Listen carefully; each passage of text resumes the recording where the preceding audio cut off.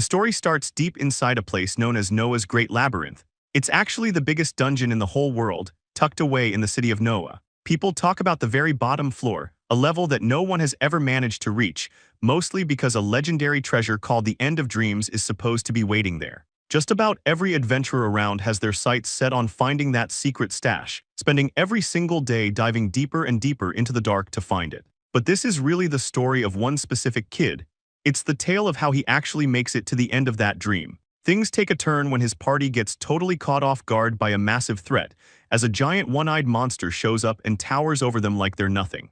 Luke looks back with a confident smirk and tells the party to just leave everything to him, especially since the girl with the white hair reminds him that taking down this cyclops is a huge step toward his dream, and she's totally on board. The tank jumps out in front and yells for his absolute hardening skill to kick in, just as the giant brings a massive fist down on the shield with enough force to shake the ground. The tank holds his ground and braces for the impact while the monster keeps the pressure on seeing an opening. The mage swings her staff and shouts for the monster's magic defense to drop, and black swirls of energy wrap around the giant to weaken it for the next big hit. She doesn't waste any time and calls out her Hell Flame spell to finish things off, sending a massive wave of fire straight at the monster until the whole place is covered in flames.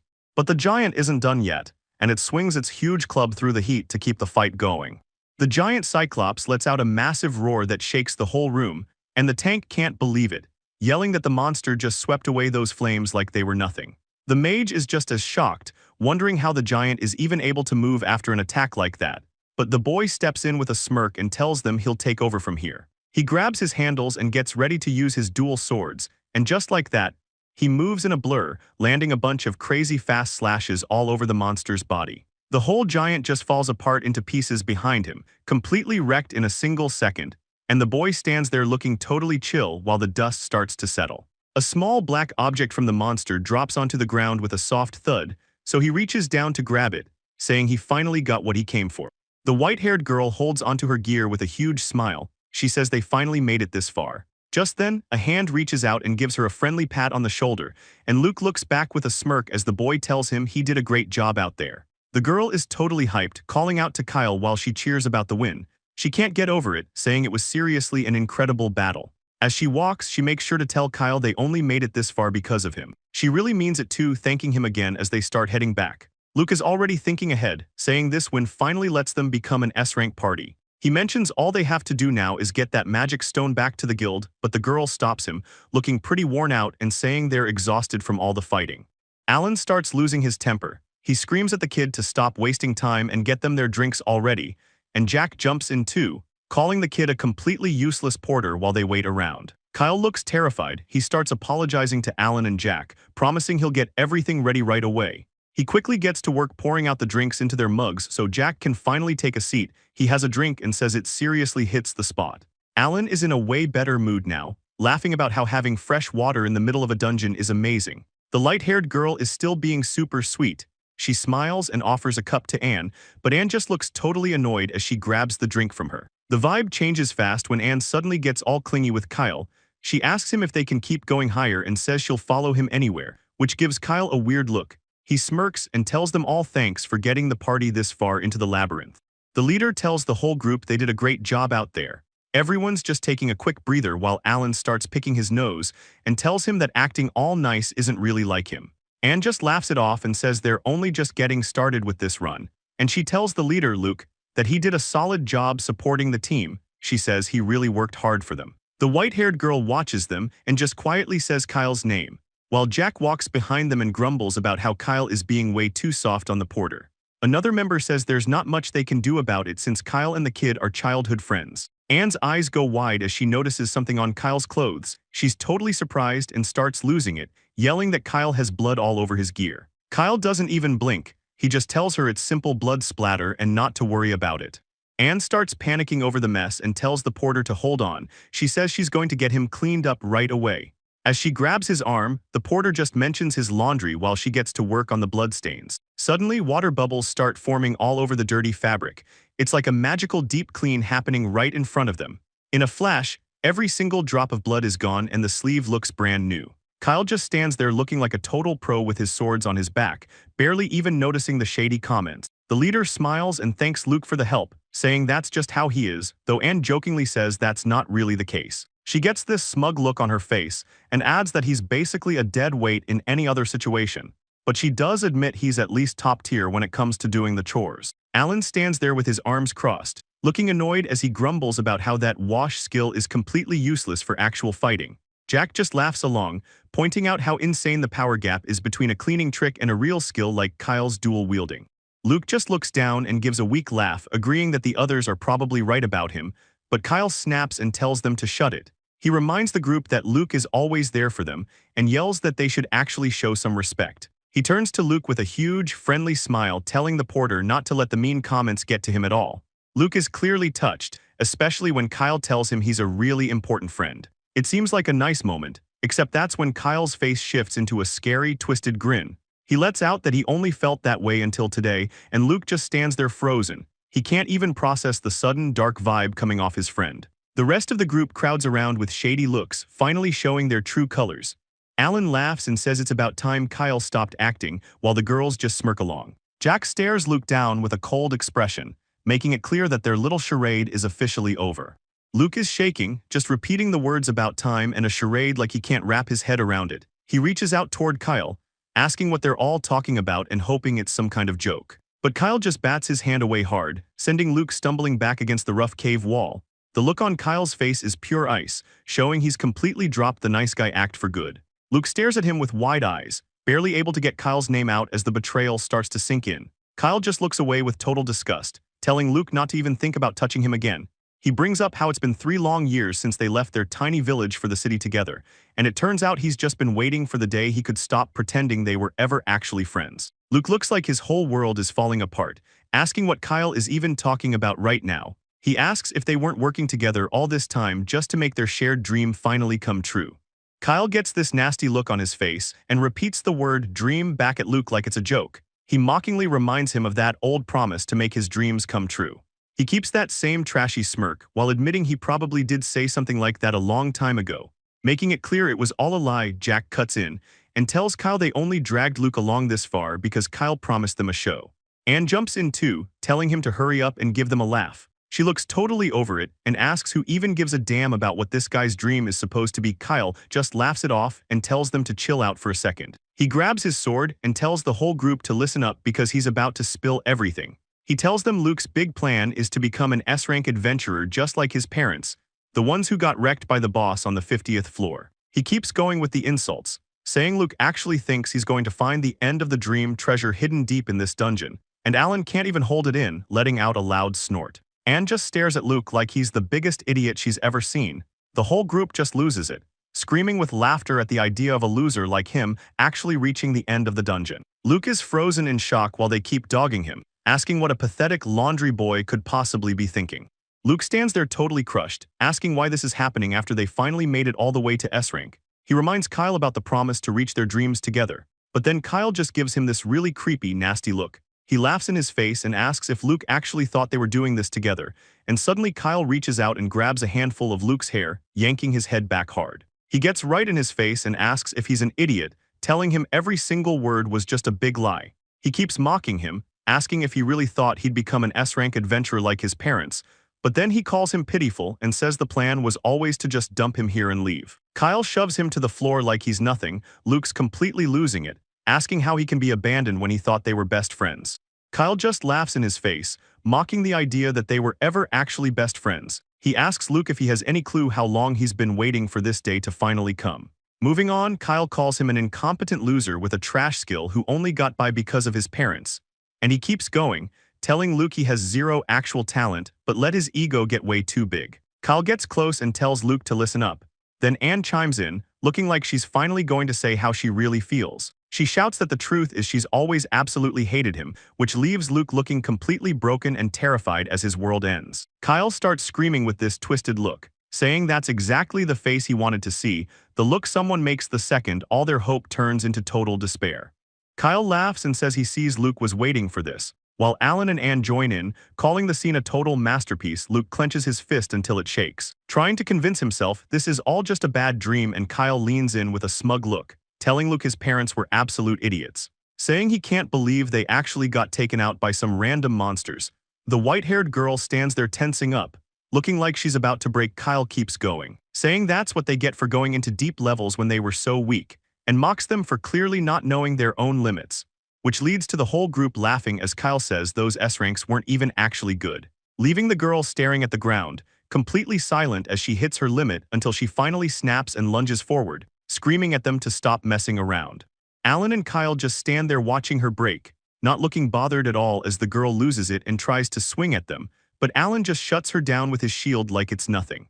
While she's off balance, Jack steps up and gets his magic ready. He calls out a bind spell, and suddenly these magic chains wrap all around her, catching her completely off guard. She can't even move as the chains tighten up, and she just grunts in pain while trying to struggle, but it's no use. She ends up forced onto her knees right on a magic circle, and then the whole group starts laughing.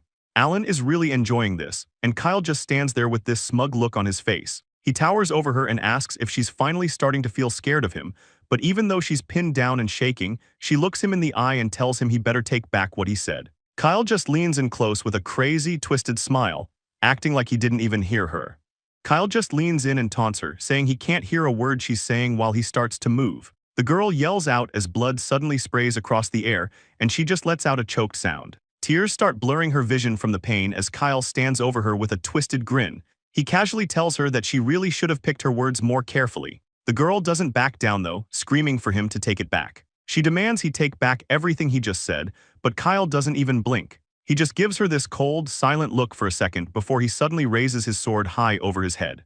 The girl is completely trapped and can't do anything but squeeze her eyes shut, waiting for the hit while crying, but then the blade stops right against her skin. She freezes up, staring in shock as it holds there.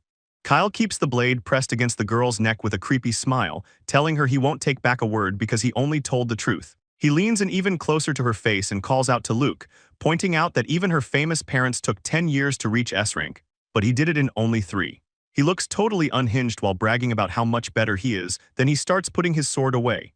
He claims he's going to conquer Noah's great labyrinth, a feat that no one in history has ever pulled off just so he can be the one to find the end of the dream. He turns his back on them and Alan joins in, saying he's just glad to finally be rid of the dead weight. Kyle gives a casual wave and tells Luke goodbye, leaving Luke standing there completely speechless as Alan's voice echoes back, telling him they'll never see each other again. The whole party starts walking deeper into the cave, and Kyle tells Luke to go ahead and struggle all he wants in the little time he has left to live. The cave goes dead silent as the sounds of their footsteps fade away into the dark, and the girl is left slumped on the ground in chains, bleeding and broken, while Luke's discarded mask sits nearby.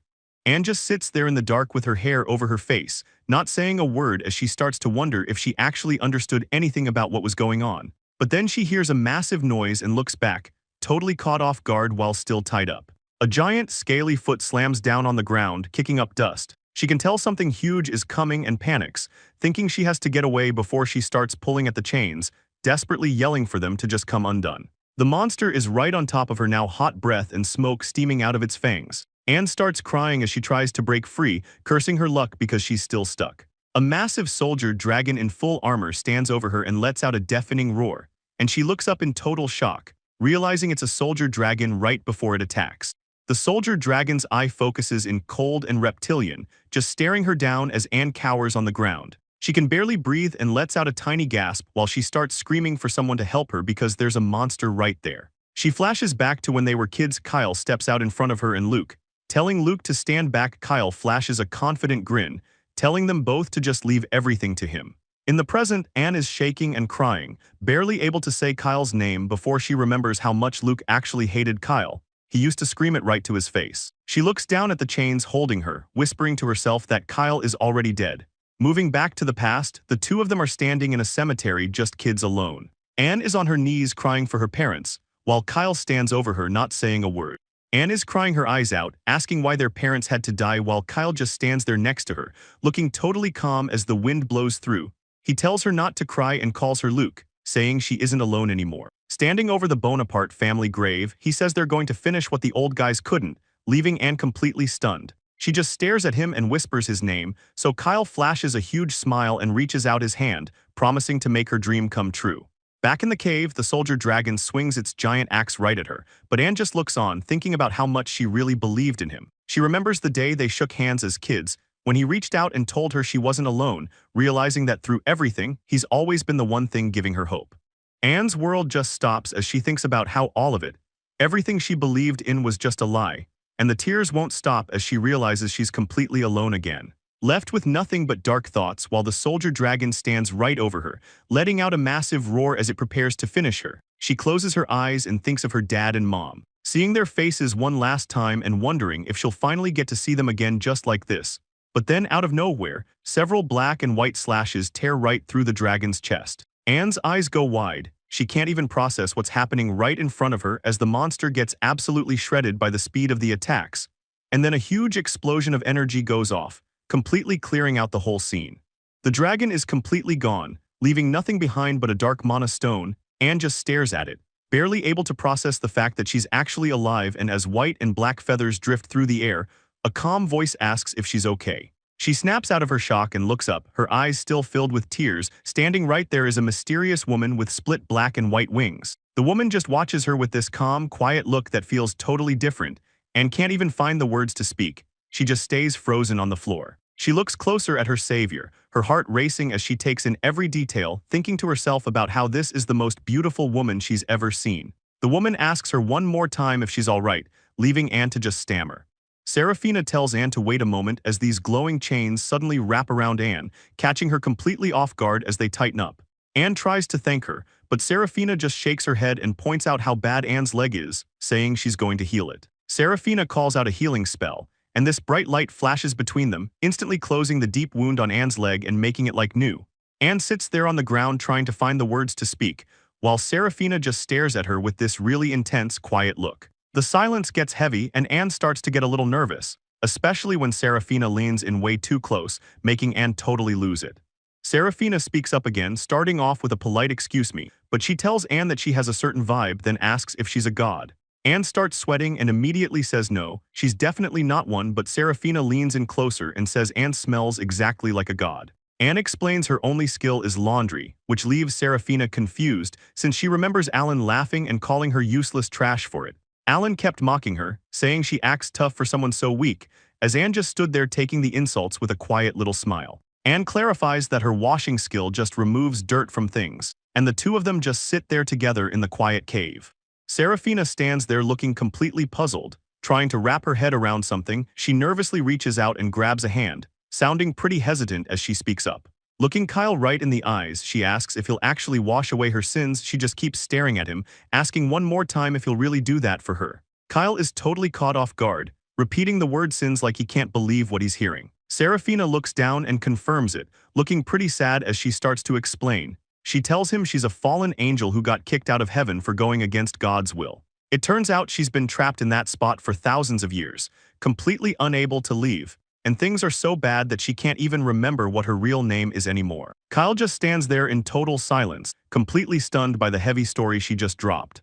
Seraphina clasps her hands together and says she isn't looking for something big like going back to heaven. She just wants one thing, just one more chance to experience something simple. Looking up as she admits she really just wants to see the sun and the moon again. Kyle just stands there in total silence, his eyes wide as he takes in how small her wish actually is.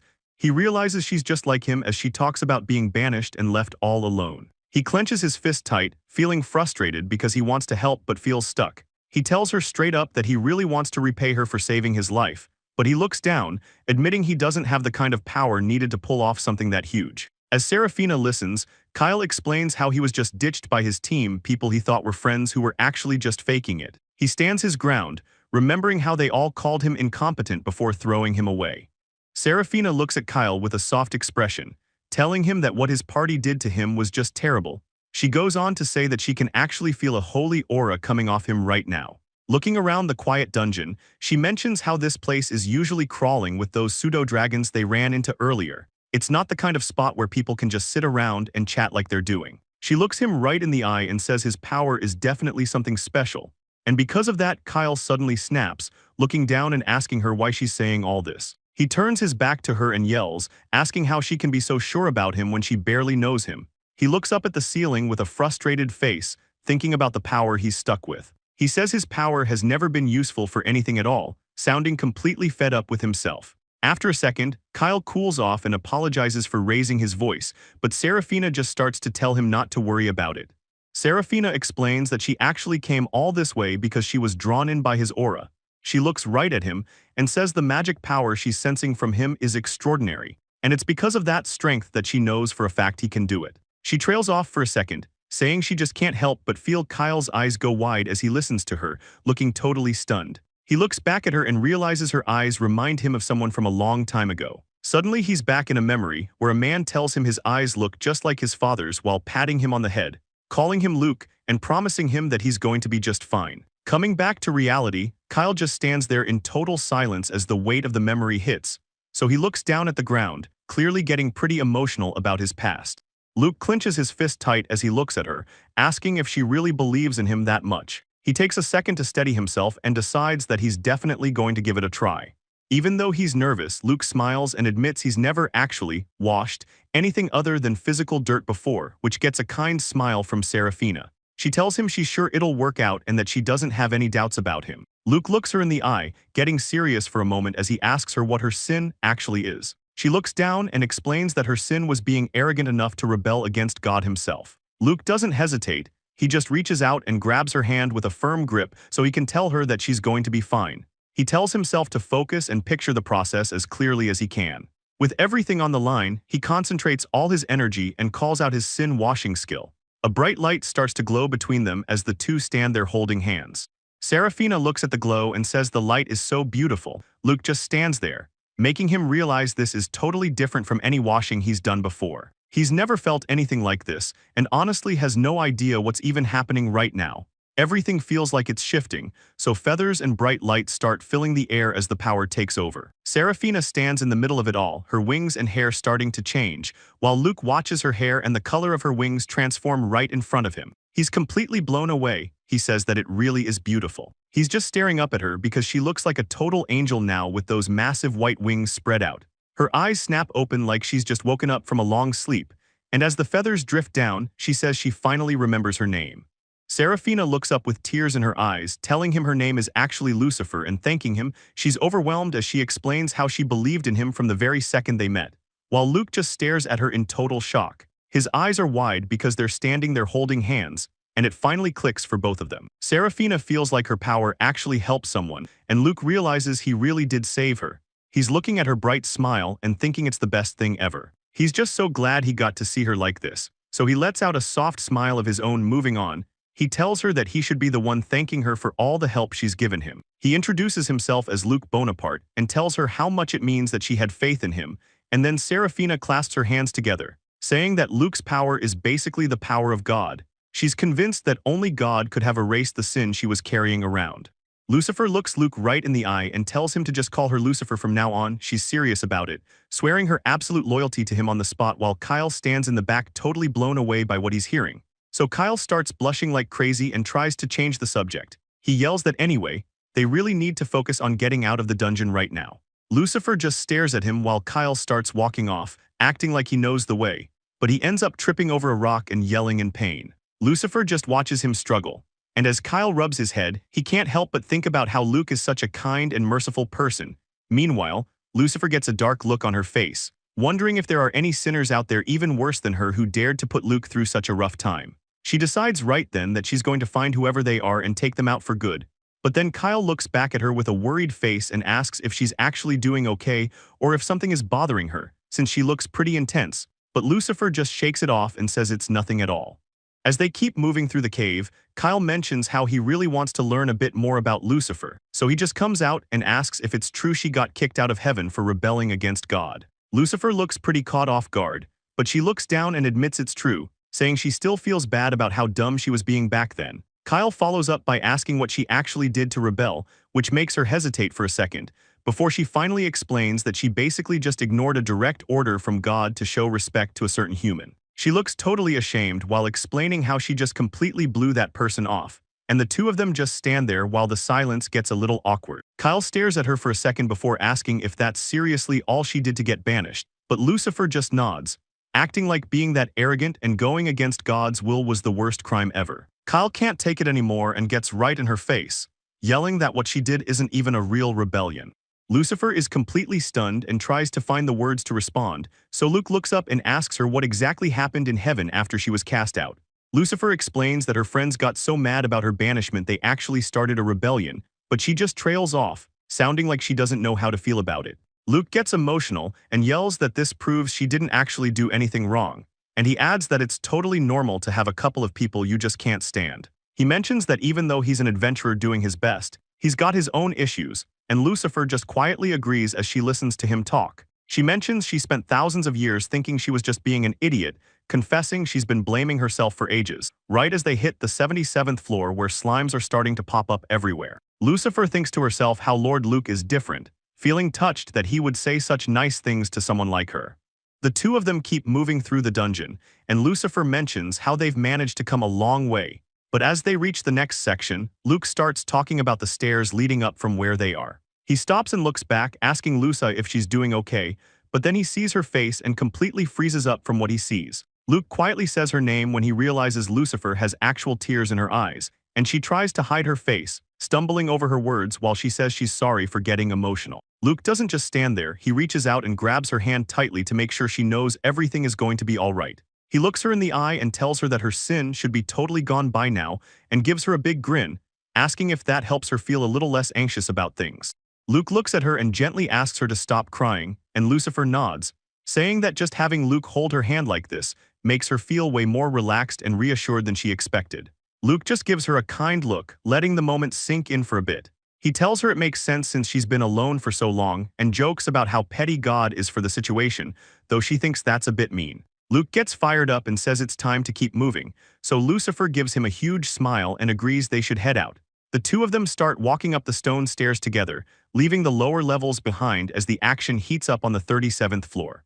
Alan stands over a fresh blood splatter on the wall, finishing off another monster. He looks pretty annoyed and mentions how there seem to be way more monsters than usual. Jack looks over and asks if he really thinks so since everything seems pretty normal to him, but Anne chimes in, suggesting it probably just feels tougher because their party size is smaller now. Alan stares off for a second and decides it's probably just his imagination. Then Jack starts laughing, asking the group if they saw the stupid look on that porter's face. Anne can barely contain herself, saying that just thinking about the guy makes her crack up.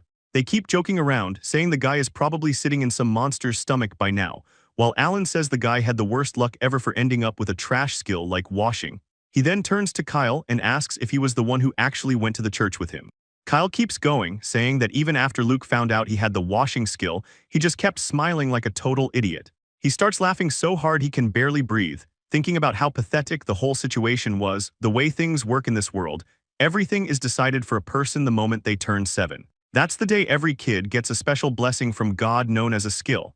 And for Kyle it was the start of something big since he ended up with the dual-wielding skill. But Luke got the short end of the stick with a useless power like washing that basically does nothing. Kyle is fully convinced that he's the one God actually picked to be a hero. He stops talking for a second, just standing there with a smug look. He lets out a creepy grin, telling himself that in this world, having power is the only thing that counts.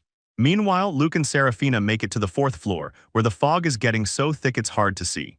Serafina warns Luke that they can't see where monsters might jump out from, making him take a slow, deep breath to keep his head in the game despite the thick fog. But then she casually mentions that there aren't any monsters nearby even trying to attack them. Luke is floored that she even has detection skills on top of everything else. He's starting to see how powerful Lucifer really is, though he just stammers out a quick thanks when she asks what's up. Moving on, Luke points out that the fog is still way too thick to figure out which way to go, and realizes they've got to do something about the visibility if they want to get anywhere at all. Luke stands there for a second as a crazy idea suddenly pops into his head. He starts wondering what would actually happen if he used his wash skill on the mist itself. Serafina just watches him, asking if he's okay since he's just standing there staring into the white. Luke closes his eyes and focuses all his energy on the air around them. Calling out Mist Wash, a huge wave of energy shoots out from him, instantly blowing back the heavy fog and leaving Serafina standing there with her mouth wide open in total shock. The thick mist gets pushed out of the way, showing the entrance to a dark cave that was hidden before, and now the two of them just stand there staring at the path ahead. Luke looks down at his hands with wide eyes, barely able to whisper that he actually did it. Serafina watches him, thinking to herself about how much power it took to do that. She's never seen anyone use a skill to change the environment like that before. And Luke looks around, noticing the fog cleared for 10 meters and wondering what else he can do. He realizes that even though he only wanted to see better, this skill is way stronger than he thought.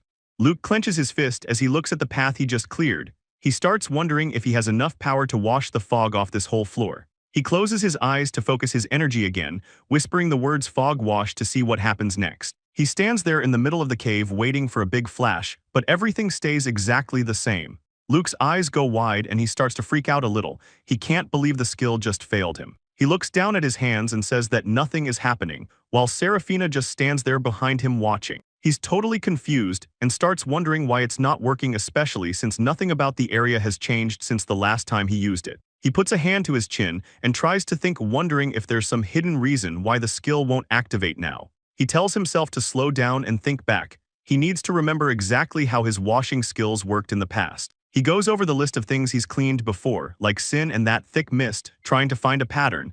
But then Seraphina finally speaks up and calls his name. She looks pretty worried while she watches him overthink the whole situation. Luke snaps out of his head and tells Lucifer not to worry about his earlier freak out. He looks like he's finally got a plan, and says he just wants to try out a few different things to see what works. Lucifer just giggles and says she understands, standing there with her wings out while watching him. Before she can say anything else, Luke reaches out and grabs both of her hands. It's a total surprise that leaves her staring at him with wide eyes, completely frozen in the moment as he gets right in her face and shouts that he's finally figured it out, calling her by her name. Lucifer starts blushing like crazy and stammers out his name. She's clearly losing her cool because Luke just lets go and runs off, yelling for her to keep her eyes on him as he gets into position. He stops in the middle of the floor and whispers the words mist wash, focusing all his energy. He stands there with his arms wide open, ready to let his power sweep through the entire cave. Luke lets out a massive burst of energy that fills the entire cave. The power is so intense that Lucifer can't do anything but stare in total shock while the ground shakes. As the light starts to fade, Luke's hand reaches through the thinning mist. The thick fog is completely gone, revealing a giant, empty cavern that was hidden before. Luke is grinning like he just won the lottery, but Lucifer is still trying to process everything, finally finding her voice to tell him how crazy the whole situation is. He just laughs and explains that he decided to try washing the fog off the entire floor, a move that leaves her calling it amazing while wondering how he even managed to do it. Luke looks down at his hand and casually mentions he got the idea from seeing her beautiful hands. That completely breaks her brain. She just stands there blushing and totally confused by what he said. Lucifer explains that the skill only kicks in once you actually touch the target, which is why she points out that Luke was holding her hand when he washed away those sins earlier. She goes on to say it didn't work before simply because he wasn't physically touching the fog. Luke reaches out and pats her head. Lucifer is left thinking about how crazy it is that a basic wash skill can do something this huge. She stares off, wondering if this power actually has way more potential than anyone ever realized. The thought triggers a memory of someone saying things are just like they used to be, and suddenly a voice asks Luke what's wrong. Back in the past, Luke's dad notices he looks gloomy and asks if something is on his mind. Young Luke looks like he's about to cry, telling his dad that he really wanted to be an adventurer just like him, but he's completely crushed because he only got the laundry skill. He says there's no way he can fight with that. His dad just grins and tells Luke to listen up, getting ready to tell him something important. Luke's dad starts explaining that every skill is actually a gift from God, and he's sure that God picks out the perfect one for each person. He tells Luke that the skill belongs to him and him alone, reaching out a hand as he says to believe in his own strength. While patting his head, the dad promises that if he does that, his skill will definitely respond to him one day. Young Luke just stares up at his father, his eyes wide with a new sense of hope. Back in the present, Luke remembers his dad saying he could be the strongest if he just believes, so he clenches his fist against his chest and sends a silent thank you to his father. With the fog finally gone, Luke suggests they should head straight for the next floor since they can see now, but Lucifer speaks up from behind and asks Lord Luke to wait a second. Lucifer spots something in the distance and says their target finally showed up, which brings a pair of massive, sharp legs slamming down onto the hard ground. A huge A-rank snake spider stands right in front of them, looking ready to kill. While Lucifer stays completely calm, Luke lets out a groan as the pressure hits him. He looks at the beast and says he can't believe they ran into such a monster. Knowing the stakes, Luke tells himself he has to fight or he'll definitely be killed, but he starts doubting if he can really do anything since his only skill is wash. Just then, his father's voice plays in his head, telling him to believe in his own strength. Luke remembers how he washed away sins and cleared that thick fog earlier, and he starts thinking that maybe he can use his skill to help him in actual combat too. Luke's father reaches into his hair and tells the kid he wants him to have something. leaving Luke staring at his palm as his dad explains it's a hair tie that his mom braided for him. He tells Luke to keep it as a good luck charm, and with a warm smile he says he's sure it'll give Luke strength when he needs it most. Back in the present, Luke looks at his hand with a stunned expression. He looks down at the braided tie in his hand and calls out to his mom and dad. He asks them to lend him their strength for what's coming next. Lucifer tells Luke to step back and let her handle the monster, but Luke just tells her no. He says he has to get stronger and starts wrapping the braided tie around his wrist, pulling his hair back. He says he can't afford to stop here if he's ever going to make it. Luke speaks up and asks if she can leave this fight to him. Seraphina looks a bit surprised, but then she smiles and says she understands, so Luke tells her thanks as he turns his back to face the threat head-on. He takes a second to adjust his gear and get his head in the game. Luke's eyes are locked in. He's got that look like he's ready for anything. The snake spider screeches, and Luke shouts that he's going all out before the two of them face off in the middle of the dark, web-covered cave. Luke keeps his focus on the snake spider, reminding himself to watch out for the venom and the webs while clenching his fist, thinking about his training. The monster lunges forward, and Luke knows he has to watch every single move. Luke barely reacts in time as the snake spider's massive leg sweeps through the air. Venom drips from the monster's fangs and sizzles against the ground, showing just how dangerous this thing really is. Luke thinks to himself that this power is way more than he expected, so he leaps back to get some distance while Seraphina watches from the sidelines. She stays completely silent, just keeping her eyes on the fight as Luke grits his teeth. He knows that just running away isn't going to solve anything, and he realizes he needs to find a way to stop its movements. He looks around and notices the spiderwebs are strung up all over the cave, giving him a sudden idea that makes his eyes go wide. Luke stands his ground and yells for the monster to come and get him. The snake spider's massive eye narrows, focusing in on its prey as Luke starts sprinting across the cave floor, drawing the monster's attention, and with a big grin, he yells for it to take a good shot since he's standing right there. Seraphina watches him closely, whispering his name as she tries to figure out why he'd do something so risky, wondering if he's actually making himself a target on purpose. Luke keeps the pressure on, mockingly asking the beast if it's already done, which baits the creature right into the thickest part of the sticky webbing, until it's completely stuck. The massive monster is totally frozen in place, and Luke just laughs, asking how it feels to get caught in its own trap. Seraphina finally gets it, realizing this was his plan from the very start. Seraphina realizes Luke played the decoy perfectly, getting the beast's legs tangled in the threads, giving him a chance to pull back while the monster's attack options are totally cut off. She sees its legs are sealed tight, thinking they finally have a shot at using Luke's wash skill, but the snake spider isn't done yet, letting out a screech that echoes through the cave. The sound is so loud it catches Luke off guard, forcing him to cover his ears as a swarm of tiny spiderlings starts pouring out of the monster to surround him. Luke realizes too late that the beast can summon help, putting him in a bad spot, and even with its lower body stuck, the snake half rears back for one more strike. The neck swings around like a giant whip, nearly crushing Luke as he ducks, barely avoiding the hit, though the sheer force of it clearly has him reeling. The impact from the monster's hit lands with a massive boom. Seraphina screams out for Luke, asking if he's doing okay while he's stuck on the ground, looking pretty roughed up. Luke tells her he's fine and that he only took a small hit, trying to play it cool despite the bruises. He tells her not to worry and just to keep an eye on him while he gets back to work. Seraphina looks relieved and gives him a quick nod, trusting him to handle things. Luke decides he's got to clear out the baby spiders first, so he launches a fireball right into the middle of them. The flames burst across the floor, scattering the little monsters everywhere. But Luke realizes a basic spell just isn't enough to wipe out a swarm this big, so he starts charging up more fire in both hands to really bring the heat. He locks in with a look of pure focus, ready to end this. Luke lets out a shout, calling out his fireball barrage as he launches a massive wave of fire. The flames tear across the ground, completely roasting the swarm of small spiders. Luke catches his breath and notes that he managed to hold off the spiderlings, but he knows the real fight is just starting.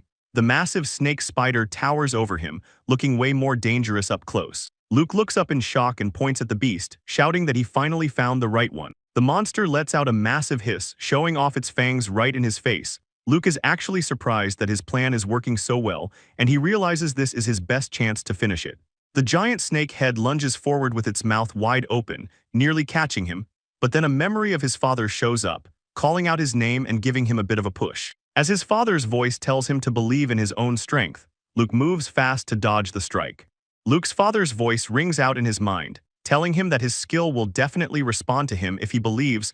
Luke leans in with everything he's got, desperately hoping that this move is going to be enough to turn things around. He reaches his hand out toward the massive beast, Focusing every bit of his mana into his palm, Luke yells out the name of his move, Magic Body Laundry, throwing the spell right at the monster's face. The magic hits the snake spider dead on, and a massive explosion of water and steam completely wraps around the monster. The spell starts working instantly, scrubbing and washing away at the creature's scales with insane pressure. Luke keeps the pressure up, screaming at the top of his lungs while he drains the very last of his energy. But then a dark memory of Kyle shows up, laughing and calling Luke a piece of trash with a total joke of a skill. Kyle's mean face stays in his head, saying it's good riddance now that the dead weight is finally gone, and Luke can't help but feel that old sting again, his eyes welling up with tears as he struggles to hold his ground. In his mind, Luke hears his father's voice telling him that out of everyone in the world, he's the one who is going to keep getting stronger as time goes on. Luke stands alone in the middle of the cave. The monster is finally down and he tells himself that he actually did it, calling out to his dad while tears of relief hit. He just slumps over on the ground, completely spent, when he hears footsteps coming. Lucifer comes running over as fast as she can, yelling out for Lord Luke while she grabs his hands, losing it over how much power he just showed off. Luke keeps his head down, sounding pretty serious when he calls her name. He starts to ask her if a guy like him can really reach his goal and actually conquer this dungeon, leaving Lucifer just staring at him in total silence. Lucifer gives him a warm smile and says that of course he can do it, adding that she's totally sure conquering this place is something only Lord Luke can pull off. She pulls him into a tight hug and tells him there's really nothing he can't do. Luke's eyes well up with tears as he hears her say those things, and he just agrees with her, quietly thanking Lucifer for being there for him. Lucifer looks at him calmly and says there is nothing to worry about anymore, promising that from now on she is always going to be right by his side. The two of them just sit there on the floor of the cave for a while. Everything finally goes quiet as the mess from the big fight settles down. Then Luke stands up and rubs his head, feeling a bit awkward about crying earlier. Luke finally gets his head on straight and thanks Lucifer for helping him calm down, even though she makes things awkward again by happily telling him he's welcome to use her chest as a pillow anytime. Luke just laughs it off and tells her he's actually feeling pretty worn out after everything, suggesting they should probably find a place to pull over and take a break soon. As they walk, Lucifer mentions that his whole personality seems to shift whenever he starts a fight. Luke stops pouring his drink and looks at her, sounding surprised as he asks if he really changes, so she clarifies that it's everything from the way he speaks to the expressions on his face. She goes on to say that in those moments, he really does seem like a completely different person. Luke takes a second to process that and admits he hasn't noticed his behavior changing at all, but he looks down with a smile and explains it's probably because he's always wanted to be strong like his dad. Lucifer smiles to herself, wondering if Luke's father is the reason he acts so differently when things get serious, and she asks him if his dad is a big role model for him. Luke looks back at her and tells her that he's really proud of both his mom and his dad. Moving on, Luke pours a drink and hands it over to her.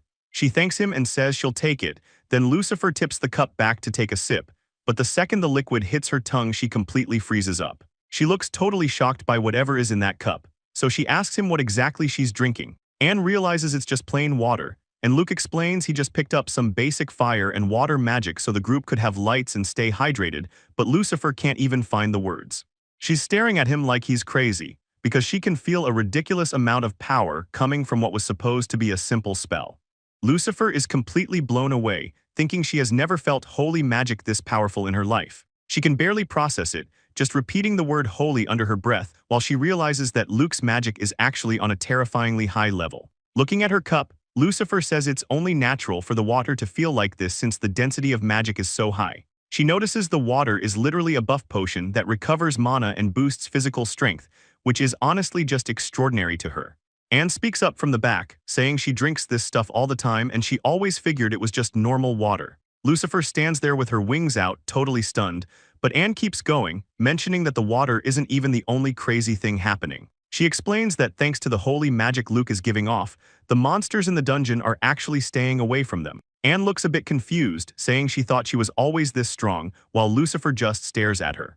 Lucifer can't believe her eyes. She's staring at Luke in total shock because he handles these insane powers like they're absolutely nothing. And Anne just smiles at him, telling Luke that he really is something else. She starts to say that he's still completely oblivious. She asks him if he seriously doesn't get how crazy his power level is, but before he can even answer, a snake spider lunges out of the shadows. The monster is moving fast, snapping its jaws, and Luke can't believe there are still more of these things coming at them. He stands his ground with a flame ready in his hand while the group tries to make a run for the exit. Luke mentions they're so close to the stairs for the upper level, And as they move, he starts thinking about what Lucifer told him earlier. It's finally starting to click for him that even his most basic spells are actually dealing real damage to these high-rank monsters. He gets this serious look on his face, realizing that if his power really does have holy magic in it, even if he doesn't get the details, it changes everything, so he prepares to test a theory. He wonders what would happen to these creatures if he just used his wash skill to scrub away all their impurities. Anne sees the threat and screams for Luke to look out because the monster is closing in fast. The snake spider lunges forward with its massive jaws wide open, ready to tear into them. Luke jumps back just in time to avoid the strike. He's surprised by how quick the thing is, so he decides it's time to test his idea. He starts by focusing his power into a ball of water, thinking about how this simple magic can wash away all the impurities inside a creature. He calls out his water ball wash spell and realizes that if this actually works, he'll basically be creating a huge burst of holy magic right in front of him. He leaps high into the air, the glowing sphere of water ready in his hand, and lines up his shot while he puts every bit of energy he has into the throw. He yells for the spell to hit its mark and the water ball connects clean. The whole area lights up as the monster gets blasted by the power, leaving Luke to land back on the ground, totally stunned by the level of destruction he just caused. Seraphina is completely blown away by the power she just saw. She can't believe her eyes, saying it's amazing. Luke looks at the smoke where the monster was, realizing this is the real power of his wash skill, and he looks at his hand, thinking about how he always felt useless with a skill like this. He really believed it was just a trash ability since that's what everyone always told him. Luke reaches out with a confident look, thinking that with this power, he's finally sure he can reach the end of his dream. He clenches his fist tight, ready to go again. He tells himself he's starting over from here, and Seraphina rushes over to ask if he's doing okay. Luke turns back to look at her, still a bit focused on what happened, but he gives her a big smile and says he never thought he could actually fight like this using wash. Seraphina starts to say that it's about way more than just the skill itself. She tells him it's his fire and water magic, his ability to read the enemy, and how he uses his skills that really matters. Seraphina looks at Luke with so much respect, telling him that everything happening now is just the result of all his hard work. Luke's eyes go wide, and he's completely stunned to hear her say that. Like he can't quite take it in at first, but he eventually nods and agrees she's right, finally realizing that all the time he spent struggling wasn't for nothing. With a massive smile on his face, he thanks her and says he's just really glad she's there with him, which makes Seraphina look even happier as she thanks him for accepting her for who she's been this whole time. The moment passes and Luke looks around, seeing the coast is clear and suggesting they finally get out of there. He mentions that the next stop should be the town of Noah to get some gear and supplies, but then a sudden thought hits him, and he stops right in his tracks while looking over at his companion, and he starts wondering what people are going to think when a literal angel just walks onto the surface. Knowing her showing up is probably going to cause a huge scene and freak everyone out in the entire town. Luke points out that things would get even worse if they bumped into another person. While they're still in the dungeon, knowing that someone seeing an angel would definitely spark some massive rumors that they really don't need right now. Lucifer notices how stressed he's getting and asks him what's wrong, pointing out that he looks way too pale, but Luke just clutches his head in a panic, asking her what they're supposed to do because this whole situation is a total disaster. He starts freaking out about what humans would actually do if they found a rare species like an angel out in the open, and warns her that the absolute worst-case scenario is people capturing her just to sell her off to the highest bidder. Lucifer's eyes go wide and she repeats the word sold, sounding completely shocked that anyone would even think of doing that, while Luke continues to spiral, grabbing his hair and saying he just really wants to get her to the surface safely. He keeps yelling about how he has no idea what to do, while Lucifer just stands there silently watching him lose his mind. Finally, she speaks up and says it's only a problem if people find out she's an angel, so they should just get moving. Luke just stands there looking completely lost after hearing Lucifer's suggestion, and before he can even process it, she takes a quiet breath to start her transformation. Suddenly, her massive white wings start glowing and shedding feathers everywhere. It's like they're just dissolving into light, completely changing her appearance while Luke watches in silence as she stands in the middle of a literal circle of feathers, now totally wingless. She looks up at him with a calm smile and asks if this new look works for them, but Luke is just losing it, staring at her with his mouth hanging open in total shock. He starts flailing his arms and screaming, asking her if wings aren't supposed to be the most important thing an angel has, and then he keeps panicking, pointing out that she won't be able to return to heaven without them. But Lucifer just brushes it off like it's nothing, telling him heaven is a joke because she's already sworn her loyalty to him.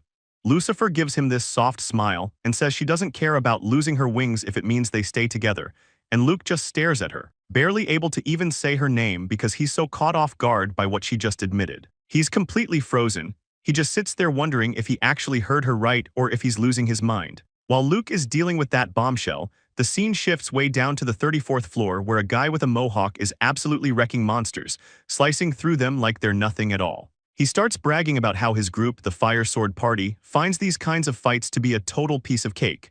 The leader calls out for everyone to move to the next floor, leaving their young porter, Ash, struggling in the back. Ash just stands there in silence. Her face is hidden under a big hood while she holds onto the straps of her massive pack. The mohawk guy looks back and gets instantly annoyed, yelling at Ash to find out what's taking her so long, but he doesn't even wait for an answer, just barking at her to hurry the hell up and keep following the group. The mohawk leader turns back and calls Ash a skillless freak, then warns her that if she can't handle the bags, he's leaving her behind. Ash doesn't say a word, she just focuses on this massive wave of magical power coming from somewhere close by. And as she watches her party walk away, she realizes there is absolutely no mistaking what she is feeling right now. She keeps pace with the group, sensing that whatever is giving off that energy is getting closer to them with every step. So Ash just hides a little smile under her hood while walking along. She looks back one more time, whispering to herself that she finally found who she was looking for this whole time. The story moves ahead to the deep halls of the 35th floor. Luke and Lucifer are walking together, and Luke checks in to see if she's doing okay now that they've finally made it this far. Lucifer gives him a bright smile and tells him she's doing great and isn't having any issues at all with the climb. Luke lets out a sigh of relief and mentions that once they hit the 28th floor, there's a town they can finally rest in. Luke's mention of a town catches Lucifer off guard, and she asks if a place like that really exists inside the dungeon while Luke tells her it's actually a really nice spot. He explains that he's planning on buying some new gear and armor once they arrive, but Lucifer watches him walk and thinks his movements are already perfect. She gets all worked up and shouts that he doesn't need any of that extra stuff at all. Luke just laughs and tells her he appreciates the thought. But just then, a random group of guys up ahead spots them and the guy in the hood smirks, pointing out to his crew that they aren't the only adventurers around here. The Mohawk leader stands there with a shady look on his face, just watching them approach. Another guy in the group stares at Luke, noticing his silver hair and blue eyes and realizing he knows exactly who this is, so Luke stops and realizes they've run into other people. While Lucifer immediately goes on high alert and tells Luke he needs to be careful around these guys. Ash hides her face under her hood, looking down as she says there's a bit of a troublesome person in that group, while the story shifts over to Kyle's dual-wielding party, who are all smiles because they've finally arrived at their destination. They've made it to a city that was built by adventurers specifically for other adventurers to use, and this place is known as Kataru, located way down on the 28th floor of the dungeon. The group heads over to a massive building known as Roa's Inn to settle in for a bit. A hand slams a massive dark crystal down onto the counter with a heavy thud, catching the attention of everyone nearby. A guy in the lobby realizes who just walked in and calls out that it's the dual wielder as his partner stares in disbelief, asking what's up with that insanely huge magic stone they just brought in. The tank from Kyle's group just smirks at them, bragging that the crystal they're looking at came from a cyclops. He narrows his eyes and starts to explain exactly what having a stone like this really means. The tank from Kyle's group stares down the other adventurers, asking if they realize the weight of what they're seeing. The guys in the lobby look totally shaken, sweating as the pressure of the dual-wield party's presence starts to sink in and someone in the crowd lets out a stressed groan. Their hand grips their leg in a tight fist, clearly frustrated by the massive gap in power. Just then, a guy in the lobby loses it and screams at the top of his lungs that they actually did it. The news starts to spread through the room like wildfire, while the crowd is in total shock, loudly asking if it's true that they actually beat the 45th floor boss. One guy throws his hands up in the air, caught up in the hype of seeing such a high-level party in person. Everyone starts shouting that this has to be the fastest S-rank ever achieved. Kyle just stands there with a confident smirk, soaking in the praise as people yell that they've just witnessed a brand new record being set. A calm voice from behind the counter cuts through the noise, offering a formal congratulations to the members of Dual Wield. The woman behind the desk is revealed to be the landlady of the inn, a foxkin named Rona who used to be a legendary S-rank adventurer herself. Rona gives them a welcoming look and says she'll personally show them to the absolute best room they have available. Kyle tells her that sounds perfect, but the dark-haired mage gets a bit too excited, shouting for Rona to bring some girls up to the room as well. Anne immediately snaps at her, telling her to stop going way overboard with the requests. Rona just gives a playful smile, resting her hand on her chin as she tells them that it won't be a problem at all. Rona's eyes widen as she takes a closer look at the group. clearly catching onto something she didn't notice before, and she questions if they really managed everything as just a party of 4. The whole group stands there looking totally unfazed, while Kyle just gives a smug look and asks if she has some kind of problem with their small team size. Rona quickly looks down and says no, keeping her thoughts to herself as she gathers her composure. She leads them into a high-end VIP suite, telling them to follow her right this way into the luxury room. As soon as they get inside, Alan grabs a wooden barrel and starts chugging the alcohol like it's water. While Kyle and Anne kick back on the fancy couch, Anne politely thanks the maid who's busy pouring them drinks, and Kyle looks over his shoulder as Alan suddenly yells his name from the other side of the room. Alan's already half drunk and laughing, telling Kyle he really needs to start drinking more too. The rest of the party starts partying with the girls Rona brought in, and Alan shouts that they deserve to go all out since it's not every day they get to celebrate a win this huge. One of the girls at the table yells at the rest of the group to keep the noise down, but Kyle just leans back with a smug look, telling everyone not to mind him and to just keep enjoying the party. Looking at them, Kyle secretly thinks they're all just a bunch of incompetent fools who only made it this far by living off his scraps. Alan keeps chugging from a wooden barrel, bragging that now their S-rank real elite adventurers are going to be begging to join them. While Alan celebrates, Kyle's dark thoughts continue. He's already planning to dump his current team the second those better adventurers show up. One of the girls leans in close to Kyle's ear, whispering his name to get his attention away from the group. She tells him to just forget about those idiots and asks what he's doing later tonight. But Kyle doesn't seem to care until he suddenly freezes. Something across the room catches his eye and leaves him looking completely shocked. Standing right there is a young maid with long braids, holding a bottle of wine as she works the room, and she looks up with a gentle smile, seemingly unaware of the reaction she's just caused. Ash is caught completely off guard, asking Kyle to wait as he suddenly stands up and calls her out directly. Ash looks up at him, looking pretty worried, but Kyle just smirks and tells her she's sleeping with him tonight. Ash tries to back out, stammering that she's just a servant and couldn't possibly do that, but Kyle grabs her and tells her to shut up. She has no right to refuse. He drags her off to his room, leaving the other girl at the table standing there in total silence as the door slams shut. Kyle throws Ash into the room and the poor girl is shaking with fear. Kyle starts stripping down, acting like it's nothing, and sits on the bed, thinking about how with his money and power, he can do whatever he wants. Kyle sits on the edge of the bed looking pretty pleased with himself, thinking that having this kind of power is the real proof of being the best. He looks down, his hair covering his face as he starts to smirk. Suddenly he just loses it, laughing like a total maniac while the sound of his voice fills the entire room. After a bit he calms down and sits there in silence, holding his head with his swords leaning against the wall nearby. He remembers a look from before sharp and focused back when Ash was worried about him, yelling about how his armor had gotten all dirty while they were out. She was so bright and happy then, telling him to leave all the support work to her so they could reach their dreams together. Kyle just smirks at the memory and says the guy was a complete idiot right up until the end, so he doesn't even need that old armor anymore. He tosses the gear onto the floor with a loud thud, telling himself he's going to get his hands on way more than just this. Kyle is still lost in his own head, thinking about how he's going to reach even bigger heights. He's got this crazy look in his eyes while promising himself he'll definitely claim that end of the dream for good. Meanwhile, out in a brick alley, Ash and Lucifer find themselves getting cornered by some other adventurers. The Mohawk leader from the Fire Sword Party recognizes her, asking if she's the supporter for that dual-wielding guy. He keeps talking, saying he heard they managed to climb all the way to near S rank in just 3 years.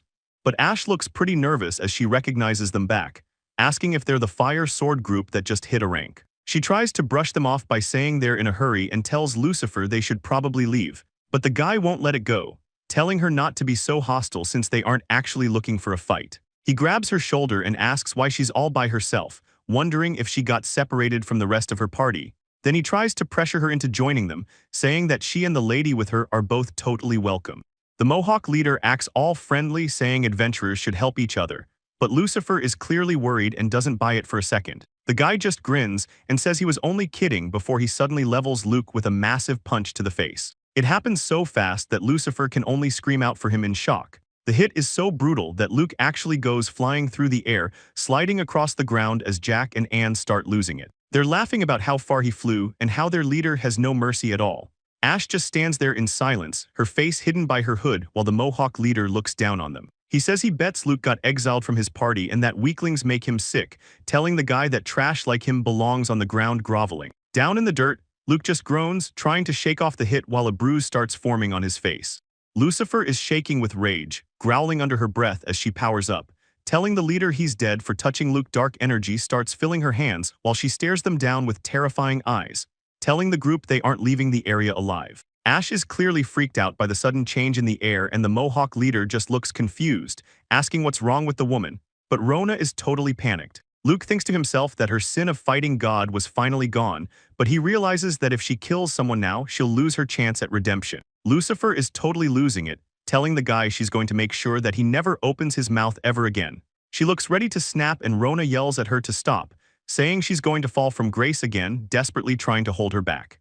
Luke yells out Lucifer's name as he reaches out to stop her, and she looks completely stunned, snapping out of her dark rage instantly. He tells her to just calm down, saying he really doesn't want her to commit another sin, standing right by her side. Lucifer looks at him with tears in her eyes, calling him Lord Luke while trying to explain that those people deserve it, but Luke just gives her a warm smile and says he'll be fine, gently getting her attention. He knows that if they let this go any further, there's no telling what might happen to her. So he takes her hand and tells her that she's already a precious comrade to him. Lucifer is totally caught off guard by his kindness, her eyes wide with surprise. She looks down and blushes, quietly apologizing for losing control like that. Luke lets out a big sigh of relief, telling her he's just glad she's okay now. Luke turns to Lucifer with a smile and asks if they should get moving. She just stands there, but then a hand reaches for a sword as someone asks where they think they're going. It's the Mohawk leader, and he's got his blade right against Luke's neck, looking pretty smug about it. Lucifer watches from the side, looking completely terrified as she sees the weapon drawn. The guy complains that he was planning on tormenting Luke a lot more, but Luke is being way too cold, so he tells Luke to stay and play with him a little longer, while he adds that once he's finished with Luke, he's going after that woman next. He leans in close with a nasty look, telling Luke he better do his best to keep him entertained, and then he mocks him one more time, calling him Mr. Laundry Boy right to his face. Luke doesn't say a word, he just looks down with a sharp, serious glare. Luke is looking down, but there's a small, sharp smile creeping onto his face as the Mohawk leader keeps the sword at his throat, telling Luke he better do his best to keep him entertained. He keeps throwing insults, calling Luke a damn laundry man while he stands there perfectly still. The guy says he was starting to get bored, but Luke cuts him off and asks what he just said, and the Mohawk leader stops for a second, looking a bit confused by how the vibe just changed. He doubles down though, asking if Luke didn't hear him and repeating that he's going to turn him into a toy. Then he looks past Luke and says the woman is going to be his next target after that, which finally pushes Luke to the edge. He says he doesn't care what happens to him personally, but as Lucifer watches on looking totally scared, Luke warns the guy about trying to lay a hand on her. He doesn't wait for a response, moving instantly to grab the guy by the head.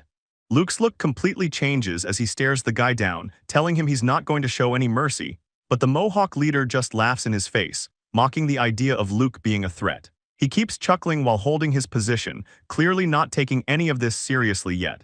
The guy loses it, telling Luke to stop making him laugh because he thinks the whole situation is a joke. He gets aggressive, asking what gives a weakling who got kicked out of his party the right to act so tough. Luke just stands there with a cold stare as the guy asks if he really thinks a loser like him can take them all on. Lucifer watches from behind, looking totally worried as she calls out his name, but Luke just tells her it's okay and orders her to take a step back. He faces off against the leader and his two armored thugs, reminding them he said he wasn't going to fight, only to let a dark smile crawl across his face as he starts to explain why.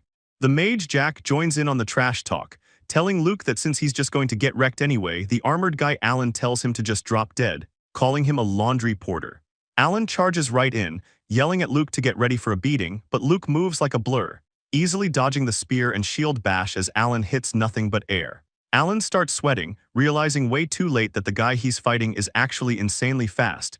And before he can even react, Luke is already mid-flip, moving with total control. The armored guy just stares up in total shock, realizing he's completely lost track of where Luke is, but Luke is already right on top of him, coming down with his arms ready to strike. There's a loud crash as Luke's attack connects, hitting with enough force to slam Alan into the brick ground, pinning the big guy down like it's nothing.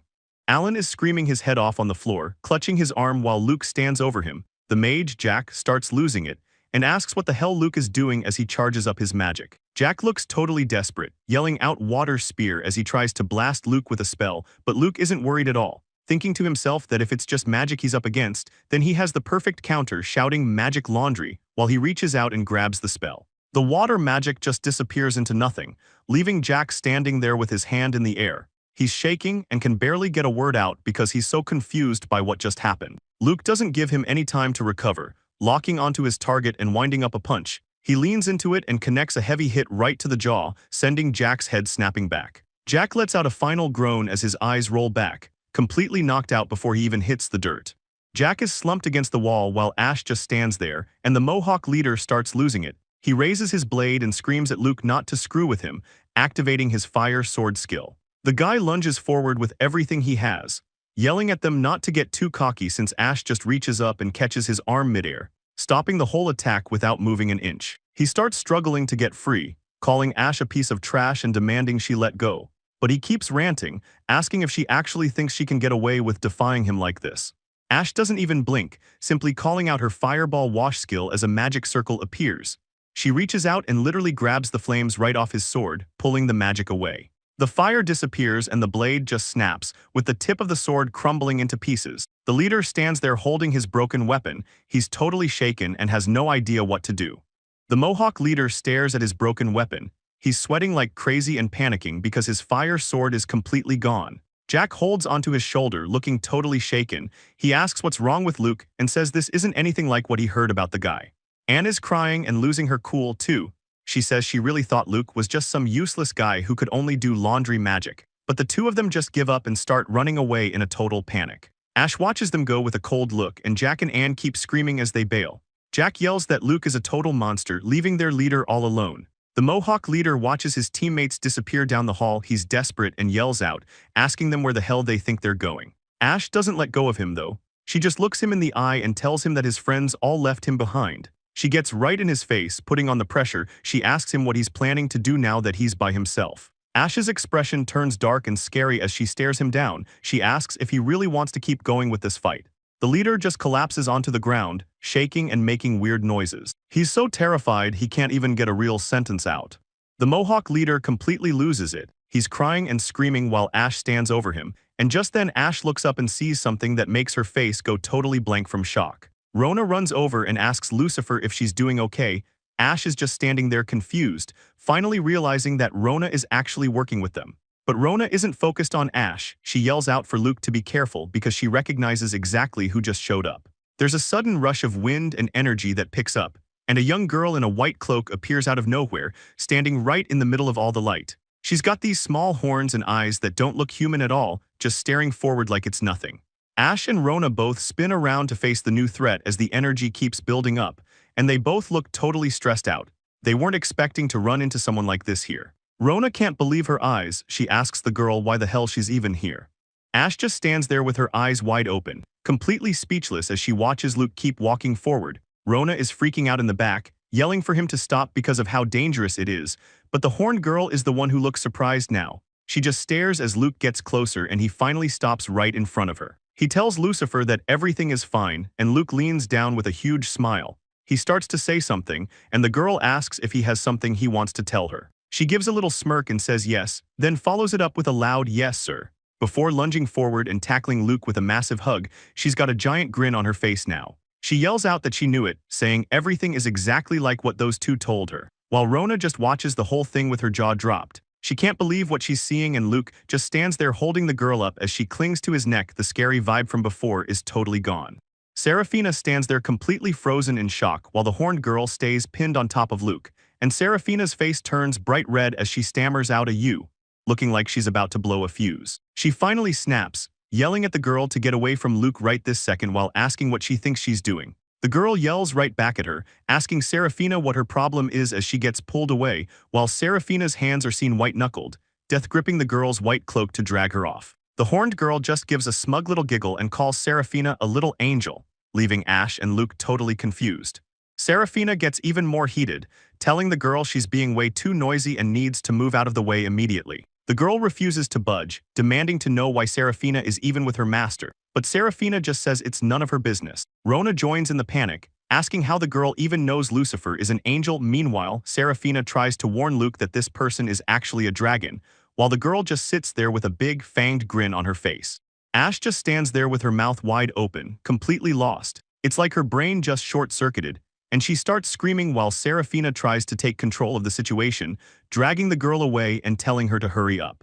Things settle into a really awkward standoff. Serafina looks totally annoyed while the girl pouts, leaving Ash caught right in the middle. Serafina gets right in the girl's face, asking what a dragon could possibly be plotting by trying to get so close to Luke. The girl doesn't back down for a second, telling Serafina the same thing applies to her since Luke is actually her master. She doubles down on it. She's been looking for him for a long time and tells the angel to just stay out of her business. Ash starts panicking and waving her hands around, begging both of them to just chill out before things get even worse.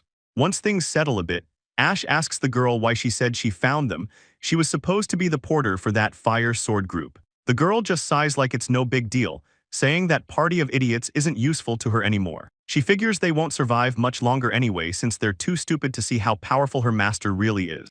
The horned girl catches Luke completely off guard, grabbing onto him and happily shouting that she came all this way to the dungeon just to find him. She then turns her attention to Serafina, acting surprised that Luke is hanging out with an angel who got kicked out of the heavens, which immediately gets under Serafina's skin. She fires right back, saying she never expected to run into someone like her in a place like this either. Serafina doesn't stop there. She identifies the girl as Ashley, a dragon who was actually exiled from the celestial dragon realm. Hearing her true identity and past called out like that makes Ashley's eyes go wide. She quickly recovers, realizing that her reputation is bigger than she thought since even an angel has heard of her. Serafina explains that the stories have spread everywhere, even through the heavens. And the word is that there's a heretic dragon out there who slaughtered her own kind just for killing a few humans. Ashley just stands there for a second, quietly repeating the word humans to herself like it's a joke, while she lets out a dry laugh, admitting that to the dragons she killed, they really were just mere humans. Ashley clenches her hands together tightly, saying that those people weren't just random humans to her, they were something more. Serafina just watches her with a confused look while Rona stands there totally stunned by what she's hearing. With a sad look on her face, Ashley starts to explain that the person who actually got killed was her one and only best friend, and just saying it out loud seems to hit her hard. Rona looks completely heartbroken and can barely even get Yumi's name out, while Serafina stays quiet as a memory flashes back to a massive fire that destroyed everything in sight, leaving a younger Ashley panicking and crying with her dragon eyes showing as she loses it. She's shown holding her friend's bloody body, begging her to just wake up and smile for her like she always used to do. Crying and holding her friend's face, she begs for an answer and screams Isabella's name into the air. But back in the present, Serafina finally connects the dots about Ashley's best friend, leaving Rona horrified that the girl was actually murdered. Serafina looks pretty skeptical about the whole thing, asking if a dragon like Ashley and a human could really be best friends. Ashley gives a sad little laugh and says it probably does sound crazy, especially since she's a dragon, the kind of monster the whole world is terrified of. She keeps going, saying that normally there is just no way for humans and dragons to ever understand each other at all. But that girl Isabella was just different. She was actually kind to Ashley, even though she knew what Ashley really was. Ashley just stares at the ground and bites her lip hard enough to draw blood, clearly losing it over the memory. Seeing the girl in so much pain makes Rona freeze up for a second, looking totally worried about her, so she decides to step in and reaches out her hand. Rona gently places her hand on the girl's face and uses her wound laundering skill to fix the damage, which works instantly. The cut on Ashley's lip vanishes and she's left looking completely healed as the magic fades. Ashley looks up with wide, grateful eyes and thanks her, calling her master, which totally throws Rona off and leaves her stammering. Ashley looks down and tells Rona how kind she is, but then she starts to clench her hand, asking if Rona really isn't afraid of her despite her being a dragon. Rona just gives her a gentle look and says she isn't scared at all. She explains that she can't just leave her behind when she's hurting so much, and tells Ashley that she really doesn't have to force a smile for her. The two of them stand in the quiet alley as Ashley sounds confused, claiming she isn't forcing anything. A few droplets hit the pavement while Rona starts to explain herself, pointing out that Ashley has actually been crying for quite a while now. Ashley looks totally shocked as the tears keep falling, finally realizing that she's actually breaking down. Rona watches her with a sad look, saying it must have been so hard for her to lose her best friend. She finishes by saying Ashley has probably been carrying all that pain alone this whole time.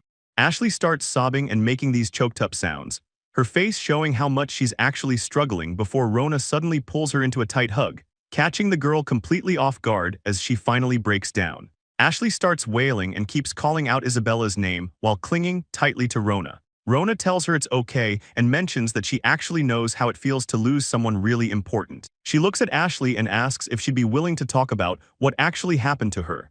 Ashley stays quiet for a second, looking like she's reliving some pretty dark memories. Back in the celestial dragon realm, people see her coming and start calling her the accursed child. A guy with a bandage around his head yells at her to get lost because she's gross. Little Ashley gets hit by something and just stands there with tears in her eyes, looking totally miserable. The guy yells that his dad and brother both died in the Great War, and Ashley walks away while people mock her, calling her an eyesore and laughing at her title. As she remembers how the Fire and Black Dragon tribes were stuck in a massive war long ago, she explains that the tribe leaders had her to finally bring peace, making her that symbol.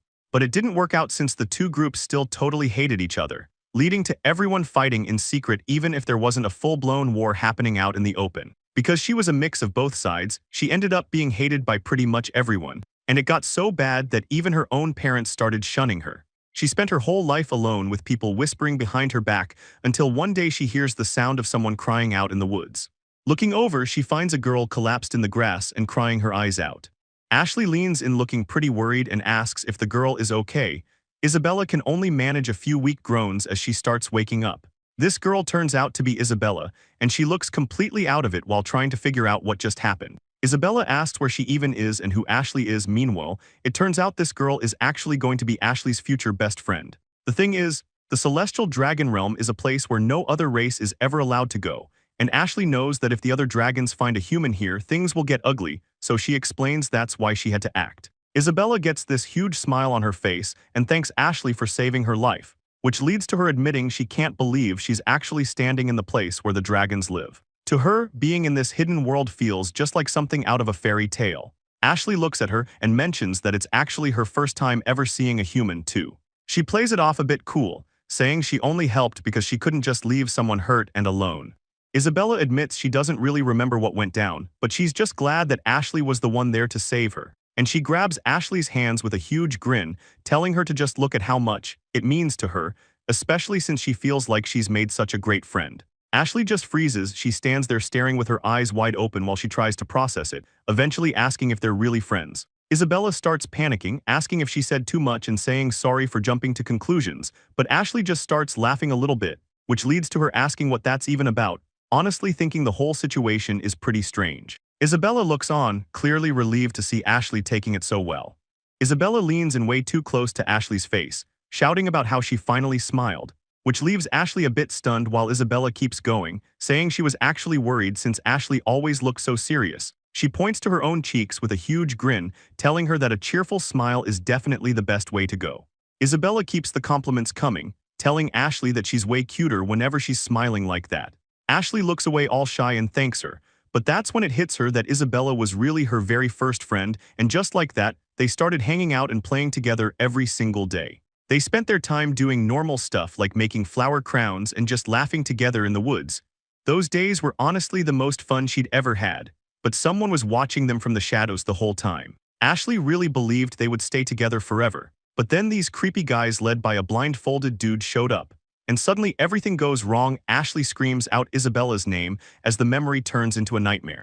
Ashley shows up all happy to see her friend, asking Isabella what kind of games they should get into today. But then she snaps out of it and finds herself in a cold stone room, totally confused about where she is. In her memory, she's running through the woods calling out for Isabella, wondering where she could have gone, and she walks right into a crowd where a woman scolds her, saying she told her not to leave that spot. Everything goes quiet as we see Isabella's face. She looks completely terrified, like something horrible is happening. The dragonkin have her tied up with thick ropes right in the middle of the street while everyone just watches. That blindfolded guy starts yelling to the crowd, bragging about how they caught a human trespassing in their sacred realm. He keeps riling them up, asking his people if they can ever actually forgive someone for doing something like that. The crowd starts losing it. They're all shouting, asking how a human even managed to get into their land. One guy screams that the human broke into their territory and they definitely shouldn't let him leave the place alive.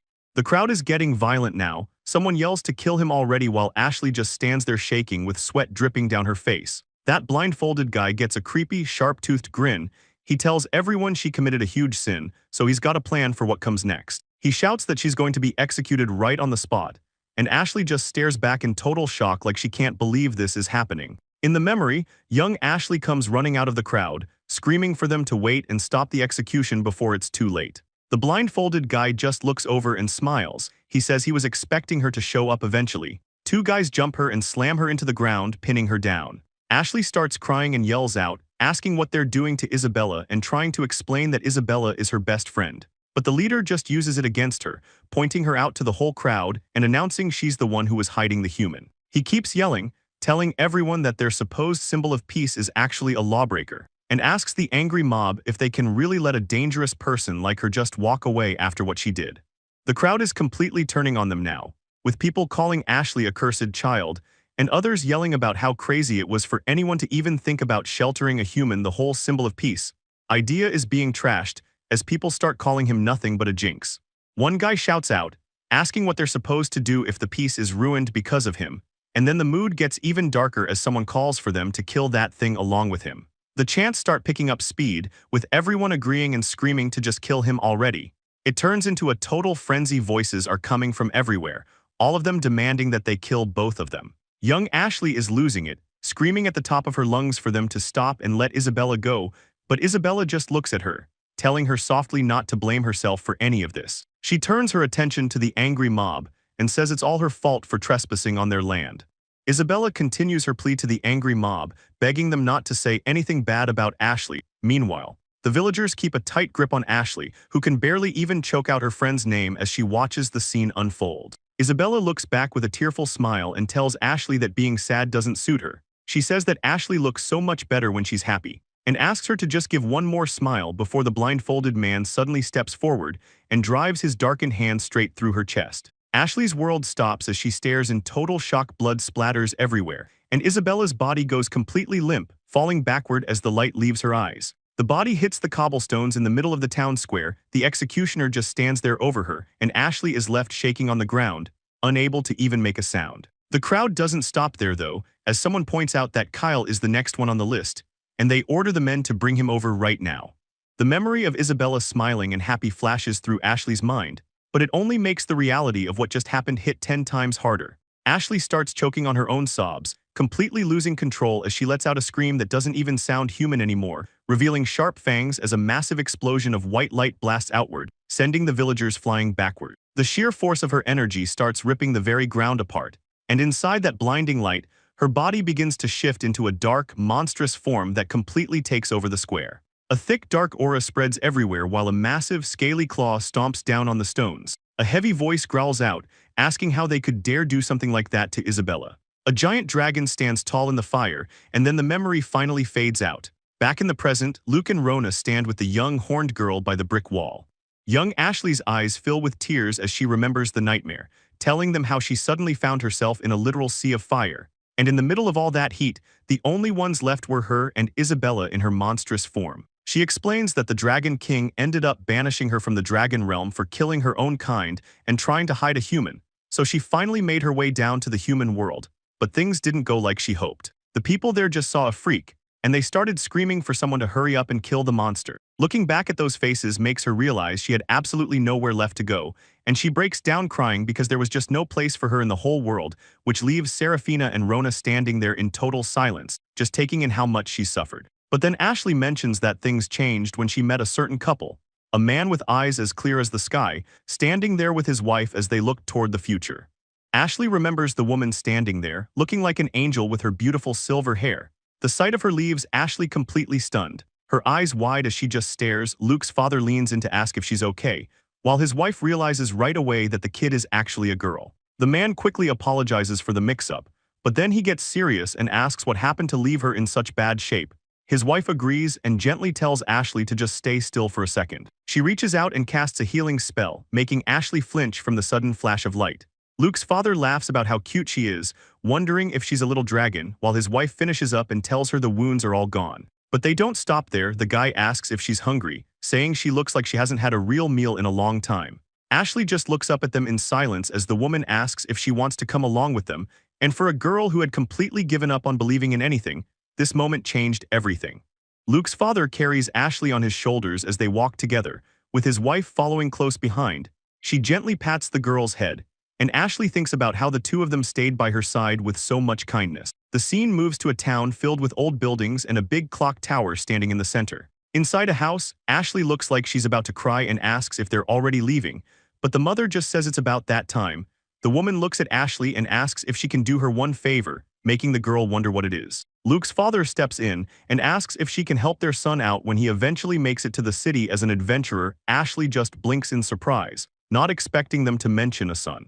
The guy keeps talking, saying the kid is still small right now, but he's going to be an amazing adventurer one day. He looks at her and says he really wants her to support him when that time finally comes. Ashley thinks back to him saying he's counting on her, while in the present, she struggles to remember what their names were. Ashley finally remembers the names of the people who took her in, saying they were Maine and Luna Bonaparte, and that their only son was named Luke Bonaparte. The realization hits Luke so hard he starts crying right there as he hears his own name. A memory flashes back of the happy couple and a younger Ashley, showing just how close they all really were back. Then Ashley speaks softly, confirming one more time that their only son was indeed the boy standing right in front of her. Luke can't even hold it back anymore, his eyes welling up with tears as the weight of his family's past finally connects.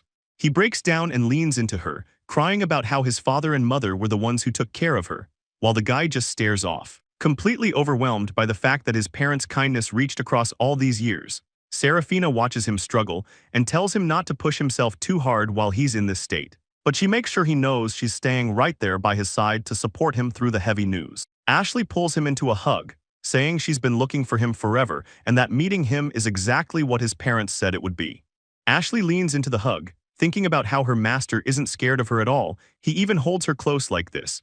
And Rona watches them with a sad smile, tears running down her face as she quietly agrees with how things turned out. Suddenly, Ashley perks up with a huge smile, saying she needs to go tell Mine and Luna that she finally found him. She asks where they are, but Luke looks down, his voice shaking as he tells her he's sorry. He explains that his mom and dad passed away during a dungeon expedition a while ago. Ashley just freezes, the look on her face showing she can't even process what she just heard. The reality starts to sink in, and she realizes that the two people who cared for her are really gone for good. Tears start streaming down her face again. She tells Luke she's so sorry for bringing up something so painful, while she starts spiraling into regret, wishing she had just gone along with them on that trip back then. She grips her chest tightly, crying about how she never even got the chance to say thank you to them. Luke reaches out and gently pats her head, telling her it's not her fault and thanking her for keeping their memory alive. Luke keeps his hand on Ashley's head, telling her that just like his parents always said, he'd be so happy if she could just stay by his side and keep supporting him from here on out. Ashley just stares up at him with tears welling in her eyes, so Luke asks if her silence means no. She immediately loses it and shouts that it's definitely not a no, lunging forward to hug him tightly while thinking about how everything has been so painful for such a long time. She really thought that after Isabella died, she was going to have to be alone for the rest of her life. But now she wants to stay to repay her debt to his parents and for the master who finally saved her. Looking back at her memories of his mom, she realizes that the person she's been searching for is right there in front of her. She thinks about how meeting Mine and Luna gave her a real ray of hope, and now she looks at Luke with a bright smile, promising to give him her everything as his loyal servant. With tears in her eyes and a massive smile, Ashley officially introduces herself, yelling out her name and declaring that she's just a weird dragon who has decided to dedicate her entire life to her master. Luke stands tall and introduces himself as Luke Bonaparte, proudly telling her he's the son of Mine and Luna, but the emotional atmosphere gets cut short when Serafina looks down, saying she gets the situation. She grabs Ashley by the back of her hair, asking how long she plans to keep clinging to Luke like that. Ashley gets pissed and tells her to read the room since they were clearly having a moment, though Serafina just argues back that she was polite enough to wait until the conversation was actually over. She doesn't let up and demands that Ashley get away from Luke this very instant, causing the two of them to start growling at each other until Luke tells them to shut up because he hears something. A massive heavy foot slams down onto the stone floor as a new threat finally shows up. The ground shakes as a massive impact hits right in front of the group, leaving Luke and the girls completely stunned as a giant horn starts to appear through the settling dust. And there it is, a massive Ranka-Gigant Minotaur screaming its head off right in their faces. Ashley totally loses it and screams about it being a giant pig, while Serafina just looks at it bored and calls it a cow, but the white-haired girl panics, saying it's the 35th floor boss. She pulls her weapon and tells everyone she actually fought this thing once when she was with Kyle, and it's mostly just a huge wall of muscle that doesn't move all that fast, though she warns Kyle to stay sharp, because the really tricky thing about a monster like this is how it uses that massive frame and those sharp horns to flatten anything in its path. The beast puts its head down and goes into a full charge, aiming to mow the whole party down. Rona sees the monster charging and panics, screaming Ashley's name as the girl's expression completely changes, her eyes narrowing with a look of serious focus. She crosses her arms and calls out her dragon armor skill. And suddenly this heavy black dragon claw starts growing right over her arm, while dark scales creep up her face and she flashes a scary, sharp-toothed grin. The massive minotaur slams into her with everything it's got, but Ashley just stops the beast's entire charge with one hand, looking back like she's actually confused by her own strength. Rona is totally losing it, though Serafina just watches while the monster stands in the rubble and Ashley hops back to catch her breath, staring at her hands and wondering what just happened. Ashley lets loose a massive blast of fire, yelling out her dragon flame skill as the heat completely incinerates the floor boss, leaving nothing but smoke and Rona standing there with her jaw dropped, unable to believe a floor boss was taken down that easily. Ashley looks at her hands, thinking about how strong a dragon actually is, then she hops over to Rona and asks if she saw that. Rona says it was amazing, but asks why Ashley looked so shocked when she blocked the monster earlier and Ashley just blinks. She says she expected the monster to go flying back when she hit it, but it just stopped right there. She wonders why, while Rona realizes that even a girl like this is still a terrifyingly strong monster. Rona looks at the smoke, wondering if Luke's magic actually weakened the boss before checking on Ashley to see if she's holding up alright after that fight. Ashley just brushes it off, saying she's fine because she's the strongest monster there is, and some random enemy isn't going to drop her, but right then, a massive shadow falls over the group as something huge starts breathing right behind them, showing off some massive tusks. Rona completely loses it when she looks up, unable to believe what is standing there. It's a rank A orc lord and Rona realizes there are more bosses left. Ashley just stares at it and calls it a huge cow, so Serafina points out it's a pig, while Rona tells them both to get serious. Ashley gives a confident smile and tells her master it's okay, asking for one more shot at the monster, but Lucifer steps in first, chanting her seraphim blazing light arrow spell as a massive explosion of white light fills the entire area, making it hard for Luke and Ashley to even keep their eyes open while the energy slams into the orc lord, piercing right through its chest and stomach like it was nothing. Lucifer holds up her hand and casually notes that she missed the vitals, but she's not worried. She says she couldn't let Ashley be the only one showing off. She looks directly over at Ashley, who is standing there with Rona, both of them completely stunned to see Lucifer jumping into the fight. Ashley starts complaining immediately, saying she was just about to do that and telling Lucifer not to steal her kill. Ashley keeps going, reminding everyone that she's the one who swore her total loyalty to Luke, and she's definitely not about to let Lucifer swoop in and take all the credit for the fight. She gets right in Lucifer's face and challenges her to a contest to see who can actually be more useful to their master. Lucifer just smiles and accepts, though she's already certain she's going to win. Rona starts panicking, waving her hands to try and get them to chill out for a second. She looks at them and says she has an idea, but the orc lord is still right there, wounded and screaming as it swings its giant axe through the air. Ashley doesn't look scared at all, she just watches the massive blade come crashing down toward her with enough force to level the ground. She decides to take the hit head-on, standing her ground with a confident smirk. Ashley sees her opening and jumps into action. She tells everyone she's going to hit him while his guard is down. She charges in with her eyes wide and screams out her Flame Wash Fireball Laundry spell, ready to slam the attack right into the monster's back. The Orc Lord is completely caught off guard, failing to block the hit. Rona steps up next, telling the group that if they can give her some long-range cover, she'll use her Circle of Light. The monster starts taking a beating from the energy, and before it can recover, magic chains wrap all the way around its chest. It roars out in frustration, but it's stuck. Ashley knows they've got it now. She says this makes things way easier and tells everyone to give it everything they've got. She yells out her wash laundry move at the top of her lungs, and a massive explosion of light just erases the monster from the room. The power behind it is so intense that when the smoke finally clears, there's nothing left but a small magic stone. Luke finally catches his breath after the battle, letting out a long sigh of relief as the adrenaline starts to fade. Lucifer smiles and tells him his movements were perfect, while Ashley just loses it, geeking out over how cool he looked. Luke gets all humble and starts waving his hands around, saying they've got it wrong because they're the ones with the real power. He knows he only won because they were right there fighting by his side. He looks at them both and gives them a sincere thank you, but the girls just laugh and tell him it's really no big deal. They're all acting friendly until the vibe suddenly gets weird. Both Ashley and Lucifer get these annoyed looks on their faces, and Ashley starts talking trash, saying Lucifer wasn't helpful and that weak angels should just stay out of it. Lucifer isn't having it and snaps back, saying she's the one who supports Luke and there's no room for anyone else. Luke has to jump in between them and yell for everyone to just stop fighting already.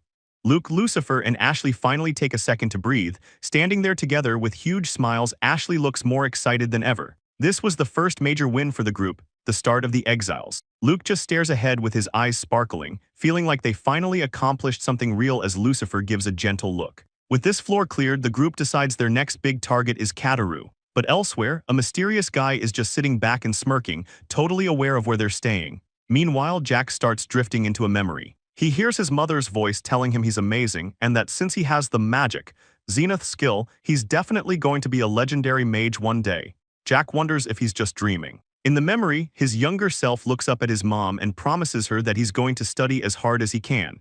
He keeps talking to her, saying that once he's all grown up, he's going to be right there by her side helping out with all her research. Jack's mind keeps drifting back to when he was just a little kid, remembering exactly who he used to be back then. It's a lot to take in until Anne snaps him out of it, telling him to wake up because they need to move. Jack sits up in bed looking a bit out of it, just nodding along as they get ready to leave Roa's Inn, located on the 28th floor of Catal. Downstairs, someone calls Jack out for being late. He just laughs and says his bad, explaining that the night was so nice he just totally overslept. Anne isn't having it though. She looks at them and asks where their armor is. Jack says there's no way he's wearing that, and Alan agrees it's too heavy, leaving their healer fed up, telling them they're sloppy and won't get any heals. Just as the group is about to head out, Rona stops Kyle to talk, looking pretty furious as she asks if he forced himself on her worker last night. Kyle just smirks and says the woman seemed like she was enjoying it, but Rona shuts that down fast, saying the girl was literally trying to kill herself. She mentions things would have ended badly if she hadn't found her in time. Kyle doesn't even care, just laughing and calling the girl a total fool, before adding that anyone should feel honored to be with him, making Rona clench her fists as she decides she's heard enough of his trash talk. She drops the hammer and tells Kyle he's officially banned from the inn, which only makes him laugh more, asking if she's sure about banning a future hero. Rona watches the group leave, smiling to herself as she says she wonders about that. Kyle isn't interested in talking anymore, yelling at his party that it's time to move out. As the group walks away, Rona stares at their backs and whispers Kyle's full name, leaving Alan to remind the rest of the team not to get too full of themselves or trust their power too much. The scene shifts deeper into the dungeon, where the party finally reaches the 25th floor. Some other adventurers nearby get hyped up when they see Kyle pull out two swords to dual wield. The fight kicks off immediately, with the group swinging wildly. Alan is already struggling, gasping for air and cursing about how things are going south. The monsters just won't stop coming, swarming the party from every side as they start to realize they're in trouble. Alan starts losing it and yells at Anne to heal him, but she's panicking because her mana is almost gone.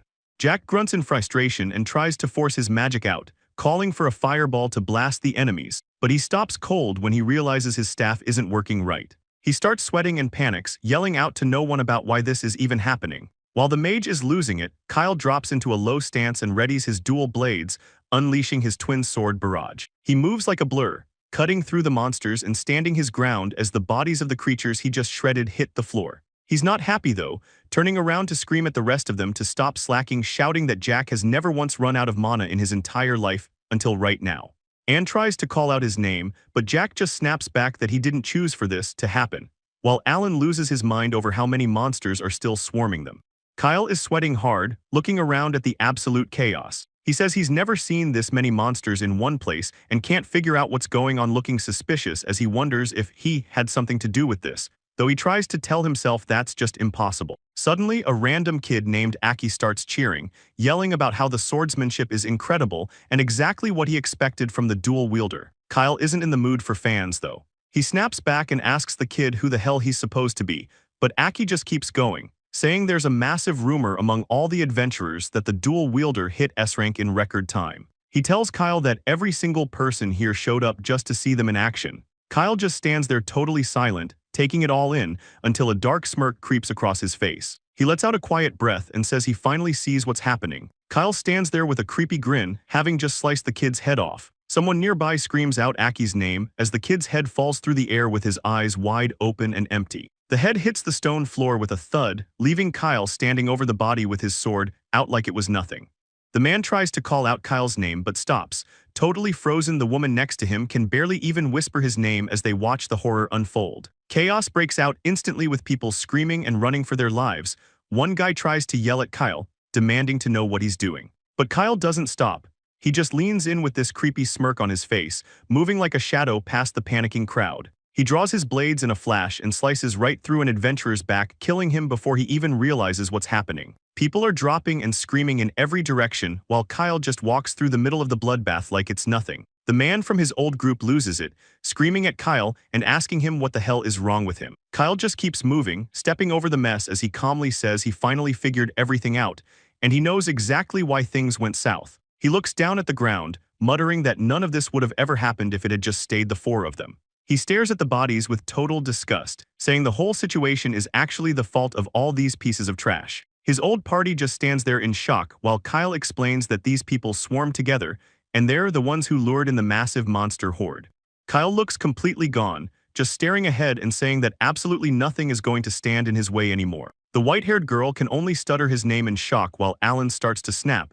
He's convinced everything that happened is these people's fault. Alan loses his temper completely, screaming that these guys have some nerve for putting his group through all that trouble. He grabs one of the guys by the throat, ignoring him as he tries to beg for his life and claims he didn't do anything wrong. Alan tells the guy to shut up and quit messing around before he levels him, leaving the man screaming on the ground. The whole area turns into a panic as people realize how dangerous these guys actually are and start yelling for everyone to run. One man tries to crawl away, crying out for someone to help him and make them stop, but it's too late. Kyle just stands there, his face is covered in blood and he looks like he doesn't feel anything at all. The ground is littered with people who didn't get away. Alan and Kyle just stand over the mess they made. Anne looks on with a terrified face, nervously asking the two of them if they haven't gone a little too far with the violence. Anne tries to take the edge off the situation, looking pretty shaken as she hands over a water canteen. She tells the guys to just have a drink and try to calm down for a second. She ends up being so stressed that she starts chugging the water herself, looking like she's about to lose it. The pressure of everything going on is clearly getting to her. But then she stops mid-drink and just stares at the canteen with this totally confused look. Something feels off, and she can't quite figure out what it is yet. While she's distracted, Alan turns around and barks at the porter. He's still on edge, demanding she hurry up and at least get them some damn drinks to go around. He keeps the insults flying, calling Ash a completely useless pack mule while she scrambles in the background. It's clear he has zero respect for her role in the group. Ash quickly apologizes to Alan and Jack, sounding totally intimidated as she promises to get everything ready. She starts pouring the water immediately to avoid making them angrier. Anne lets out a huge sigh of relief, saying she finally feels alive again after the drink. Alan joins in with a laugh, shouting that nothing beats dungeon water. Wait, Anne starts getting worried again, asking what's going on. She mentions that the water is supposed to blow their fatigue away, but it's not doing anything, and Kyle doesn't even give her a chance to finish. He just steps up and snatches the canteen right out of her hands without saying a single word. He just tilts his head back and starts chugging the rest of the water himself, looking totally cold and disconnected from everyone else standing there. Ash just stares blankly as the reality of the situation starts to sink in. She starts wondering if everything that's happened was really because of Luke, and just like that, a massive swarm of monsters comes out of nowhere. Alan is completely caught off guard, breaking into a sweat as they get surrounded, and he starts losing his cool, yelling out to no one in particular about how many of these things are actually left. The pressure is clearly getting to him while he tries to make sense of it, mentioning he thought they'd already cleared out the other adventurers. But more of those eyeless freaks just keep crawling out of the dark. Anne finally hits her breaking point and drops to her knees, asking how everything turned into such a disaster. She's terrified that her magic was actually tied to the water Luke provided. The number of monsters is just insane, but Ash is starting to see the truth. She realizes this isn't just bad luck or the other adventurers' fault, because the realization hits her like a ton of bricks. It wasn't their own strength at all. It was actually Luke's power carrying the entire group this whole time. Anne is basically hyperventilating at this point, screaming at the top of her lungs that they need to get the hell out of there before it's too late. She's completely convinced that they're all going to get wiped out right here, but as she's losing her mind, she notices Kyle standing right there in front of her. He's got his swords on his back and looks totally unbothered by the horde of monsters closing in. Kyle just stands there with this sharp smirk on his face, looking like he knows something the others don't. He's laughing to himself while he reaches back to draw his sword. He's totally calm despite the chaos, and Jack is absolutely losing it. He's sweating bullets and asks Kyle what the hell he's even planning to do. Kyle doesn't even flinch, just tells Jack that he should already know what the deal is. He starts walking forward, explaining that if they don't start saving every bit of stamina they have, they're never making it out alive. He looks back at Jack with these cold, scary eyes and tells him to just stay put right where he is. Jack is stunned and yells out, asking Kyle what he's even saying. He starts freaking out, screaming about how strong he actually is and that once his mana finally comes back, these monsters are history. He looks over at Alan and Anne, begging them to back him up and agree with him, but Kyle's eyes just narrow. He's completely locked in and ready to handle business himself. Jack lets out a high-pitched scream, completely terrified as the pressure of the situation finally breaks him. While everyone else is frozen in place, Kyle just draws his sword and starts walking forward. He's got Jack losing his mind in the back, stammering about how this has to be a joke and telling them not to mess around. The stress triggers a memory from years ago. A voice calls out asking what's happening in the middle of a quiet library. A young Jack stands there in total shock as he's told that his mother, a researcher named Korora, was just caught in a massive accident during a magic experiment. She's in critical condition and hasn't woken up. He rushes to her side, crying out for her to wake up while a doctor watches over them. But the news only gets worse. The man tells young Jack that keeping her alive with medical treatments is going to cost a crazy amount of money. Everything goes quiet in the hospital room, with just some flowers sitting on a table nearby as Jack looks at his mother's still face, remembering how his only dream was to help her with her research one day. Watching his mother lie there so still makes Jack realize something. He finally makes up his mind and grabs her hand, telling her he's decided to become an adventurer. He's convinced that if he can just reach the legendary place called the End of Dreams, everything will change. He knows that by becoming a top-tier adventurer, he'll be able to make more than enough money. Tears start streaming down his face as he promises her he'll find a cure no matter what it takes, but the memory snaps back to the terrifying present. Jack loses it, screaming that he absolutely can't afford to die here. He begs Kyle to stop, saying he'll do literally anything if Kyle just takes him back, even trying to use the fact that they're comrades to save himself. Kyle just gives him this creepy, cold smile and agrees, telling Jack that if they're really comrades then he should just die for him. Jack starts backing away in total panic, sobbing and begging for someone to help as he screams out Luke's name for help. But no one comes. Jack just stands there in shock as he gets taken out. Jack lets out a loud, painful scream as he gets hit. It's pretty clear things have gone south and he collapses on the floor, clutching his bleeding arm while staring up at Kyle in total disbelief. Kyle starts putting on this fake act, shouting over to Anne to ask what she's even doing, then yells for her to hurry up and heal Jack, but he's obviously just playing around with him. Kyle's face twists into a dark, creepy smile as he quietly laughs Jack's name to himself. Looking back with a nasty grin, Kyle tells Jack he'll be sure to tell everyone how brave he was, basically leaving him for dead. Jack reaches out a hand, crying and begging for Alan and Anne to wait. He's desperate, screaming for them to take him with them as they turn their backs on him. Alan and Anne both mumble that they're sorry, but they keep walking and leave Jack alone on the floor. The monsters move in right behind him. Jack just keeps crying out for them to wait as it all ends. The scene starts with a long, piercing scream that fills the entire area and cuts over to the 28th floor where Luke's party is currently moving through. One of the girls tells the other two they've finally made it to the city of adventurers.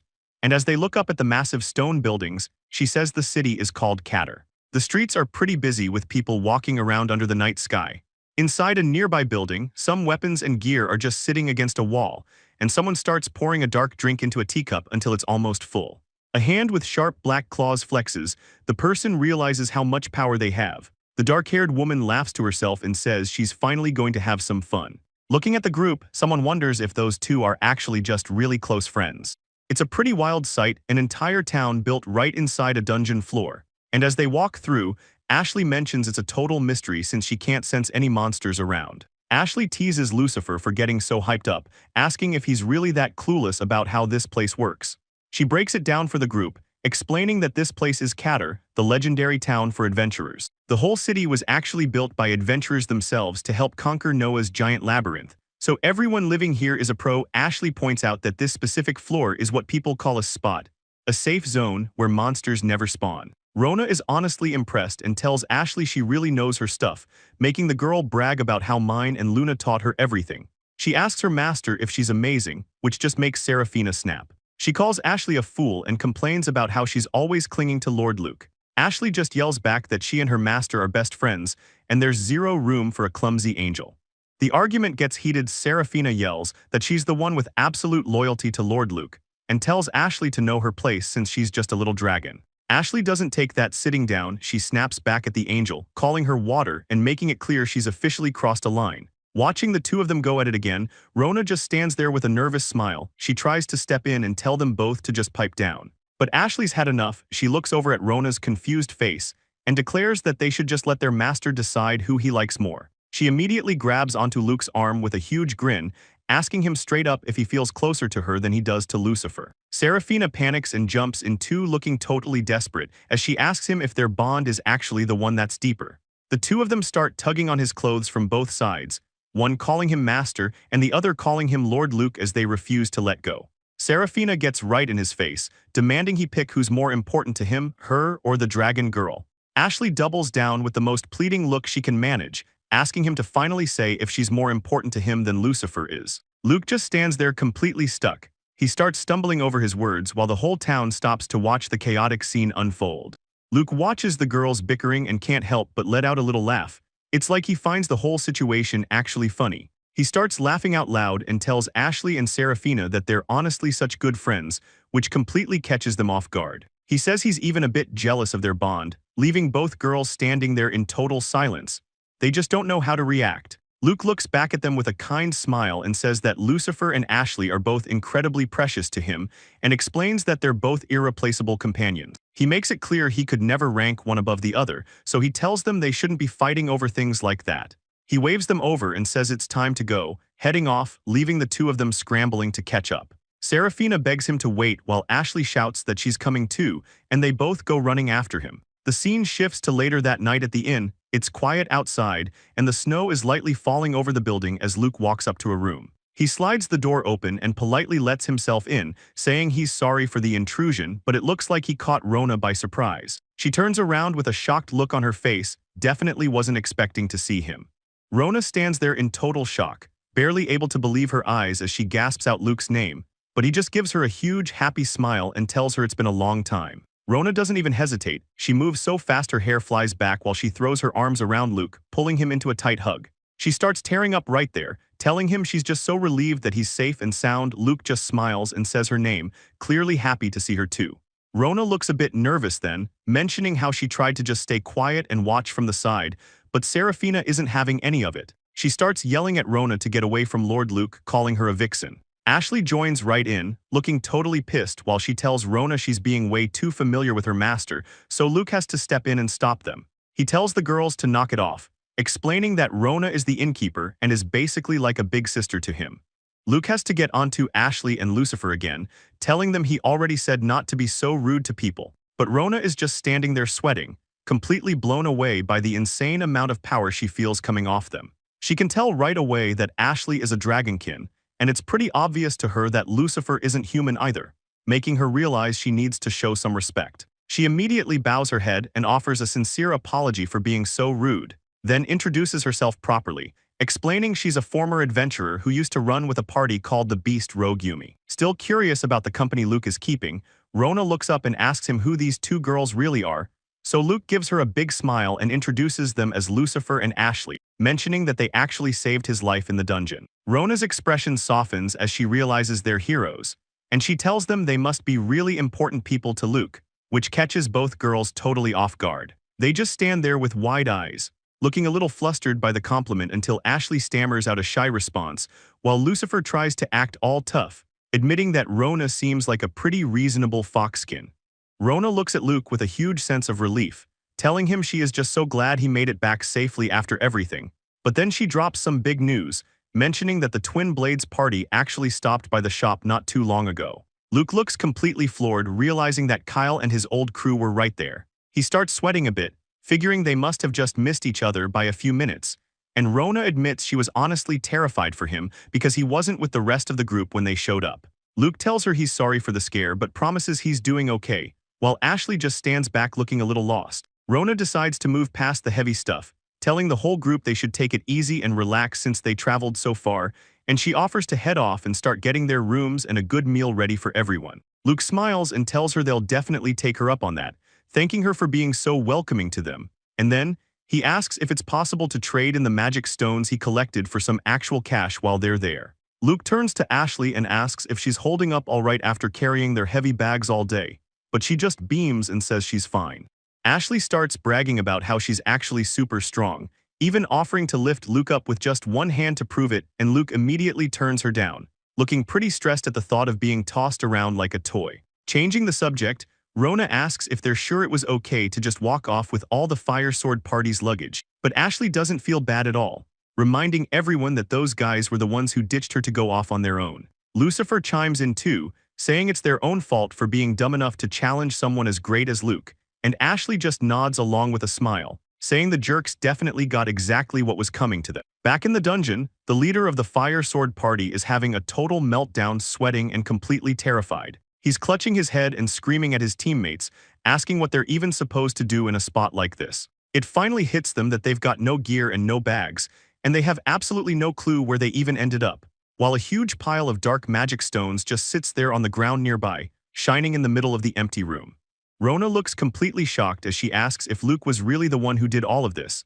Luke just laughs it off and tries to be humble, telling her that it was actually all thanks to Lucifer and Ashley, but Lucifer isn't having it and shuts that down immediately, saying the credit belongs entirely to Luke's own power. Ashley jumps in to back her up, excitedly shouting about how her master is actually super strong. Rona just gives a knowing smile and says she sees how it is, looking like everything finally clicked for her. She thinks to herself that it makes total sense now. He really is the son of those two famous adventurers, which leads to her offering to take all the gear and luggage off their hands for a bit.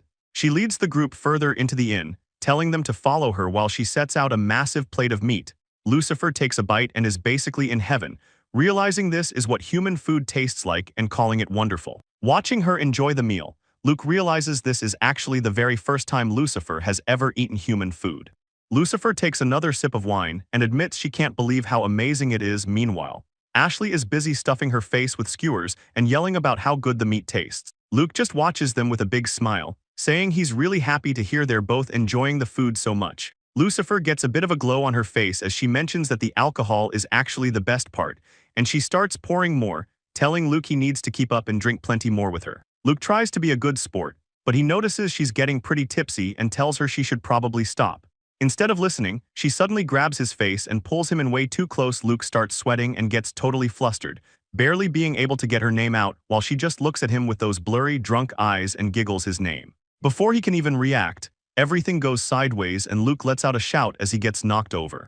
Ashley starts freaking out and tells Lucifer she's definitely had way too much to drink, but then she completely flips and says it's actually not fair, because now she wants some wine too. She dives right into the pile, making Luke yell at her to not start acting up as well, but right then the door slides open and Rona pops her head in to say the room is all set. Everyone freezes in place, with the girls looking caught while Luke is stuck on the floor. Rona just gives them this mischievous look and asks with a little giggle if she was interrupting. Luke can only manage to say her name while he sits there totally embarrassed by the whole scene. Moving on, things finally quiet down in the hallway after the long night of drinking. Luke gets the girls tucked in and thanks Rona for helping carry them, but she just says it's fine. He stands there for a second, just thinking about how crazy it is to be surrounded by such cute girls. Rona can't stop giggling and tells Luke he's a total player, making him beg her to stop teasing him while he starts getting his gear ready. Rona asks if he's going somewhere, and he says he's just hitting the store. She asks if she should wake the girls, but Luke says to let them sleep. He gives her a soft smile and tells Rona he really just wants her to rest. Rona takes that in and tells him he better not overdo things himself, but Luke just thanks her for the concern and promises he'll be totally fine. He stands there looking more confident than ever about what's coming next. Luke closes his eyes for a second to really lock in his focus. He flashes a huge grin and says he's doing all of this for his dream. Luke looks fired up and tells Rona he's finally decided to make his dream a reality with his own two hands. His eyes take on a sharp, dragon-like look for just a split second. Rona notices those earnest, unwavering eyes and thinks about how much he looks like his father. She gives him a head pat and wishes him luck, while Luke promises he'll always be there for her too. Luke thanks her and heads out the door, calling back that he's officially off. Watching him run down the hall, Rona can't help but think about how much he's grown. She feels like he might finally be strong enough to hear the truth she's been hiding. Her mind wanders back to her old days as an adventurer with her former crew. Memories of her old teammate Laura yelling for everyone to hurry up start flooding back. She reflects on that legendary S-rank party and her old life as the woman known as the Demon Princess. The story shifts to what are described as the final moments spent with Luna. Ashley goes over their supplies and realizes they have most of what they need, except for weapons and armor. She looks over at Luna decked out in heavy gear and Serafina looking ready as ever, figuring those two are already set.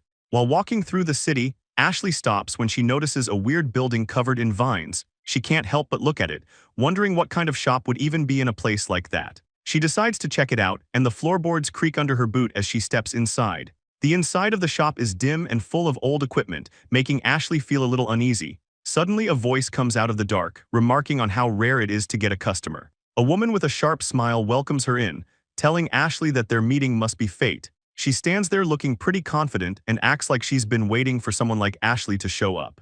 The mysterious shopkeeper gives a knowing look and tells Ashley she should stay and relax. She welcomes her in again, acting like their meeting was written in the stars or something. The woman tells her to just make herself at home, leaving Ashley standing there feeling pretty out of place in this shop that's completely buried under vines and leaves. Ashley asks if it's cool if she just looks around for a bit, and the shopkeeper tells her to go for it and pick up whatever looks good. So Ashley thanks her and starts looking through the shelves, thinking that everything in here just looks really old and worn out. She starts wondering if this is actually just an antique shop rather than a gear store. But suddenly her eyes go wide when she sees something that actually looks interesting standing right. There is a full set of polished black armor that looks way better than the rest of the junk. Ashley stops in front of a dark set of gear, wondering if it's actually armor. She looks closer at the chest piece, noting that she's never seen an engraving like that before. She reaches out to touch it, asking the woman if it's for sale, but the second her hand hits the metal, her eyes go wide. The shopkeeper smiles, asking if she's actually doing okay after touching it. Ashley freaks out and starts apologizing, asking if she just touched something way too expensive to be messing with. The woman says it's not about the money, but that a normal person would have passed out the second they felt it. Ashley just stands there shaking while the shopkeeper gives a creepy smile.